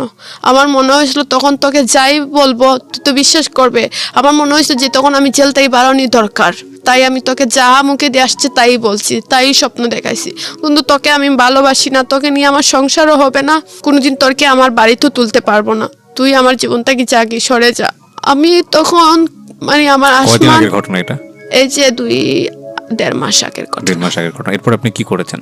তখন আমার মনে হলো আমার আসমান ভেঙে মাথায় পড়ে গেল। তখন আমি ওকে বললাম যে তুমি আমাকে এইভাবে না বলেই পারতা, জেল থেকে যখন বাইরে হয়েছো বিয়েটা তো না করে পারতা, বিয়েটা কেন করলা? এখন একটা আর ওকে আর প্রশ্ন নাই করি, বা প্রশ্ন করে আপনি কি উত্তর পেয়েছেন সেটা আমরা নাই বা জানি। আপনি এরপর কি করলেন? ওখানে থাকলেন নাকি ওখান থেকে বের হয়ে গেলেন? না, এখান থেকে আমি সোজাই চলে গেলাম আমার মার বাড়িতে, গিয়ে কয়েকদিন থাকলাম, থাকার পরে চলে আসছি ঢাকায়। ঢাকার পরে এই যে আজকে আপনাদের এখানে আসছি। ঢাকায় এসে কি করেছেন? চোখের ট্রিটমেন্টের জন্য ডাক্তার দেখাইছি। ডাক্তার বলছে বাংলাদেশে আমার কোনো চিকিৎসাই চোখের নাই, একমাত্র চেন্নাই যেতে হবে, যে জায়গায় অপারেশন করছি। কিন্তু আপনি খুব হৃদয় বিতরক একটা কথা বলেছেন যখন স্টুডিওতে আপনি আসেন, যেটা আমার কাছে খুব খুব আপনার এই গল্প আর শুনে অনেকেই বিরক্ত হবে, অনেকেই রাগ করবে, কষ্ট পাবে, বিভিন্ন রকমের অনুভূতি হবে। তো আমার কাছে ভয়ানক লেগেছে ওই কথাটা।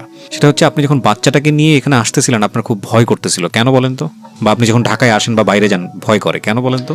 কারণ প্রায় সময় আমার বাচ্চাকে নিয়ে রাস্তার মধ্যে টানাটানি হয়, বুঝেছেন? টানাটানি হয় বলতে? আমার সিলেটে এই যে কিছুদিন আগে আমার মোবাইল ফোনটা নিল, রাস্তার সামনে একটা 2টা ছেলে আমার বাচ্চাকে নিয়ে টানাটানি করতেছে। তো আমি চিল্লাচিল্লির জয়, আশেপাশের মানুষজন আসতেছে, পরে হাত থেকে মোবাইল নিয়ে সিএনজিটা চালিয়ে চলে গেল। মানে আপনার বাচ্চাটাকেও নিয়ে যেতে চায়? হ্যাঁ, তখন আমার খুব আমার তো পৃথিবী বলতে আমার বাচ্চা। আমার বাচ্চা যদি কিছু হয়ে যায় আমি মরে যাব। আপনাদের স্টুডিওর ঠিকানা দিয়েছেন, কিন্তু আমি মরে গেলে কষ্ট না, কিন্তু আমার বাচ্চাটাকে নিয়ে আসছি, আমার খুব কষ্ট। আমি এই জাপসা অবস্থা চলি, পৃথিবীটা গুলা দেখি, কিন্তু আজ পর্যন্ত আমি ব্যথা উষ্টা দুষ খাই। আমার বাচ্চাকে আজ পর্যন্ত আমার কুর্তাকেই আমি নিচে ফেলে দেইনি, কারণ ওকে আমি খুব ভালোবাসি। আপনি এই যে অ্যাসিড ভিকটিম হয়েছিলেন যখন আপনি অ্যাসিড সার্ভাইভার ফাউন্ডেশনের তত্ত্বাবধানে ছিলেন, সেই সময়টাতে আমি যে আগে রেডিওতে যেখানে কাজ করতাম ওই সময় এসেছিলেন আপনার গল্পটা বলার জন্য। আমার এখন মনে পড়েছে পুরোপুরি। আপনি গল্পটা তখন পর্যন্ত যতটুকু বলেছিলেন, তারপরে গিয়ে আপনি এই ছেলেটাকে আবার আপনার জীবনে নিয়ে আসেন, এই দুলুকে। আজকে আপনি গল্পটা কেন বললেন? আজ বলতে চেয়েছি কারণ ওকে যে ভরসা করে বিশ্বাস করে আমি মামলাটা আপোষ করে ওকে বাইরে করছি। একটু স্বপ্ন দেখেছি, যে স্বপ্ন দেখাইছে আমাকে সারা জীবন সুখে শান্তিতে রাখবে, কোনো দিনও কষ্ট দিবে না। তাই যে ওর কথাটা 2 করে দিল, আজ আমার বাচ্চা আমাকে রাস্তায় নেমে দিল। একবার তা ভাবলো না যে এই মহিলাটা অন্ধ, চোখে দেখে না, আমার বাচ্চার কি হবে আর ও কি হবে। ও আমার ভবিষ্যতের কথাও ভাবেনি, আমার বাচ্চার কথাও ভাবেনি। আজ বাসা, আমার কোনো বাড়িও নাই, ঘরও নাই। আজ যে আমি এটা বাসা ভাড়া দিয়ে থাকবো, আমি কোনো চাকরি, সিলেট শহরের মানুষের দ্বারে দ্বারে চাইতে চাইতে আমি হয়রান হয়ে গেছি। কেউ একটা চাকরি দেয় না আমাকে। কি কাজ পারেন আপনি? আমি যে এখন আমার বাচ্চাটাকে নিয়ে কিভাবে বাঁচবো। আপনি কি কাজ পারেন এই অবস্থায়? শারীরিক এই অবস্থায় কি কাজ পারেন? যদি আপনার একটা কাজের ব্যবস্থা হয় আপনি কি কাজ করতে পারবেন? আমি ছোট মোটো যে কাজই হয় সেটাও করতে পারবো। আমি ঠিক জানি না আপনি কি কাজ পারবেন, তবে ভিডিওটা অনেকেই দেখবেন। সিলেটের, যেহেতু আপনি লন্ডনের প্রচুর লোক আছেন যারা এই ভিডিওটা দেখবেন, কারণ এটা আমার ইউটিউব চ্যানেলে যখন যাই আমি তখন দেখি যে ইউকের যে ডাটা কত % মানুষ দেখেন, সেখানে একটা বড় অঙ্কের ইউকেতে যারা থাকেন তারা আছেন। আর আনফর্চুনেটলি আর ফর্চুনেটলি আমি জানি না এটা কি বলবো, আপনাদের কিছু বলার নাই। ওনার একটা কাজের দরকার, কাজটা হয়ে গেলে আমি আমার বাচ্চাকে নিয়ে বাঁচতে চাই, যেভাবে হোক ওর জীবনটাকে আমি সুন্দর করতে চাই। আমার স্বামী তো আমাকে আমার বাচ্চাকে রাস্তায় ফেলে দিয়ে দিছে, আমার বাচ্চারও আমি কোনো ভবিষ্যৎ বের করতে পারবো। আপনাদের মধ্যে কি ডিভোর্স হয়েছে? ও আমাকে তালাক দিয়ে দিবে সিদ্ধান্ত নিয়েছে। এটা বলেছে? হ্যাঁ। আপনি কি সিদ্ধান্ত নিয়েছেন ওর ব্যাপারে? যাকে ভালোবাসলাম তার সুখী চাচ্ছে ও, আমি আর ওর জীবনে আর কি, আর ওর জীবনে তো আপনি কি এখনো চান ওর সংসার করতে? এখন চাইলে তো, এখন আমি বাস্তবতা বুঝে ফেলছি। এতদিন তো আমি আবেগ নিয়ে বাঁচছি, এখন বুঝছি আমি একজন প্রতিবন্ধী মানুষ, আমার চেহারা সুন্দর না। ও কিভাবে আমাকে নিয়ে সংসার করবে? আমার জীবনে কোনো সংসারও নেই, শুধু একটাই আছে, আমার বাচ্চার জীবনটা সুন্দর করা দেওয়া। আর ওর জীবনটা অনেক সুন্দর করতে হলে আমার যা যা করতে হয় সবই করব। আমি জানি না এই রেডিও অফিস থেকে গিয়ে আমি কোথায় যাবো, আমার তো টাকার জায়গাটাও চলে গেল। আপনি কাঁদবেন না, কারণ আপনার চোখে সমস্যা হতে পারে। আমি সবসময় যখন জীবন গল্প প্রচার হয় সবসময় আমি বলি যে যারা এখানে গল্প বলতে আসেন তাদেরকে জাজমেন্টে নেবেন না, এবং তারা কি করেছে না করেছে সেটা জাজমেন্ট না নিয়ে বরং নিজের জায়গা থেকে আমরা আমাদের ভুলগুলো যাতে কারেকশন করতে পারি সেদিকে খেয়াল রাখাটাই উচিত। কিন্তু আপনার জীবনের যে ইমোশনাল যে ভুলগুলো, মানে প্রথম থেকে শুরু করে এখন পর্যন্ত স্টিল মানে আমার কেন জানি মনে হচ্ছে যে আপনাকে নিয়ে বলতে গেলে খালি বারবার আপনার ভুলগুলোই চোখে পড়ছে। বাট আমি এটা নিয়ে আর কিছু বলতে চাই না, তবে আপনার সন্তানের জন্য ভয়ঙ্কর রকমভাবে মায়া হচ্ছে, এবং এই ও যেন একটা সুন্দর পৃথিবী পায়, এটার জন্য অন্তর থেকে দোয়া থাকবে। এবং যারা আমাদের এই অনুষ্ঠানটা শুনছেন তাদেরকেও বলবো দোয়া করেন ওদের জন্য। ও আসলে কোনো হেল্প চাওয়ার জন্য আপনাদের কাছে আসেনি, আর্থিক সাহায্য চাওয়ার জন্য আসেনি। তবে এটা ঠিক যে ওর একটা কাজের যোগান খুব জরুরি, এবং ও যদি একটা কাজ পেয়ে যায়, যে কোনো কিছু করে যদি ওর সন্তানটাকে সার্ভাইভ করাতে পারে। সিলেটেই তো থাকেন আপনি, রাইট? হ্যাঁ, আমি সিলেটে আছি, কিন্তু এখন জানি না, ভাবতাছি কোনো একটা বাচ্চাকে নিয়ে কোনো একটা সরকারি আশ্রমে বা এতিমখানায় আমি জানি না, আমি জাস্ট জানি না কি কোথায় থাকবো এখন। কারণ আমার তো কোনো বাড়ি করি নেই, আমার বাচ্চাকে নিয়ে কোথায় থাকবো। প্রায় মানুষ বলতেছে বাচ্চাকে শিশু পল্লীতে দিয়ে দিব। আমি চাই না ওকে দূরে রাখতে, আমি ওকে আমার কাছে রাখতে চাই। এই মানুষটার জীবন গল্পের আরেকটা ভয়ানক পার্ট বাকি আছে, বাট আমি দোয়া করি আল্লাহর কাছে, আপনারা সবাই দোয়া করেন যেন সেই পার্টটা ভয়ানক না হয়, কারণ আল্লাহ চাইলে সব কিছু পারেন। ওনার বাচ্চার সুন্দর একটা ভবিষ্যৎ হোক, ওই পার্টটা নিয়ে আমরা বা ওনার কি করবেন, উনি কি ভয়ঙ্কর রকমের ভবিষ্যতের দিকে যাচ্ছেন বাংলাদেশের সামাজিকতার প্রেক্ষাপটে, হয়তো আমরা নিজের জায়গায় চিন্তা করলে পারি এটা বুঝতে, কিন্তু আমরা মনে প্রাণে চাচ্ছি যে উনি যেন একটা নিজের পায়ে দাঁড়াতে পারেন, ওনার জন্য একটা ভালো কর্মসংস্থানের ব্যবস্থা হয়। আইনত উনি, আমি জানি না যেভাবে আপনি বললেন সেভাবে আমাদের ধর্মীয় দিক থেকে এটা বিয়ে বলা চলে কিনা, আইনত কাগজে কলমে হয়তো উনি আপনার স্বামী যেভাবে আপনি বললেন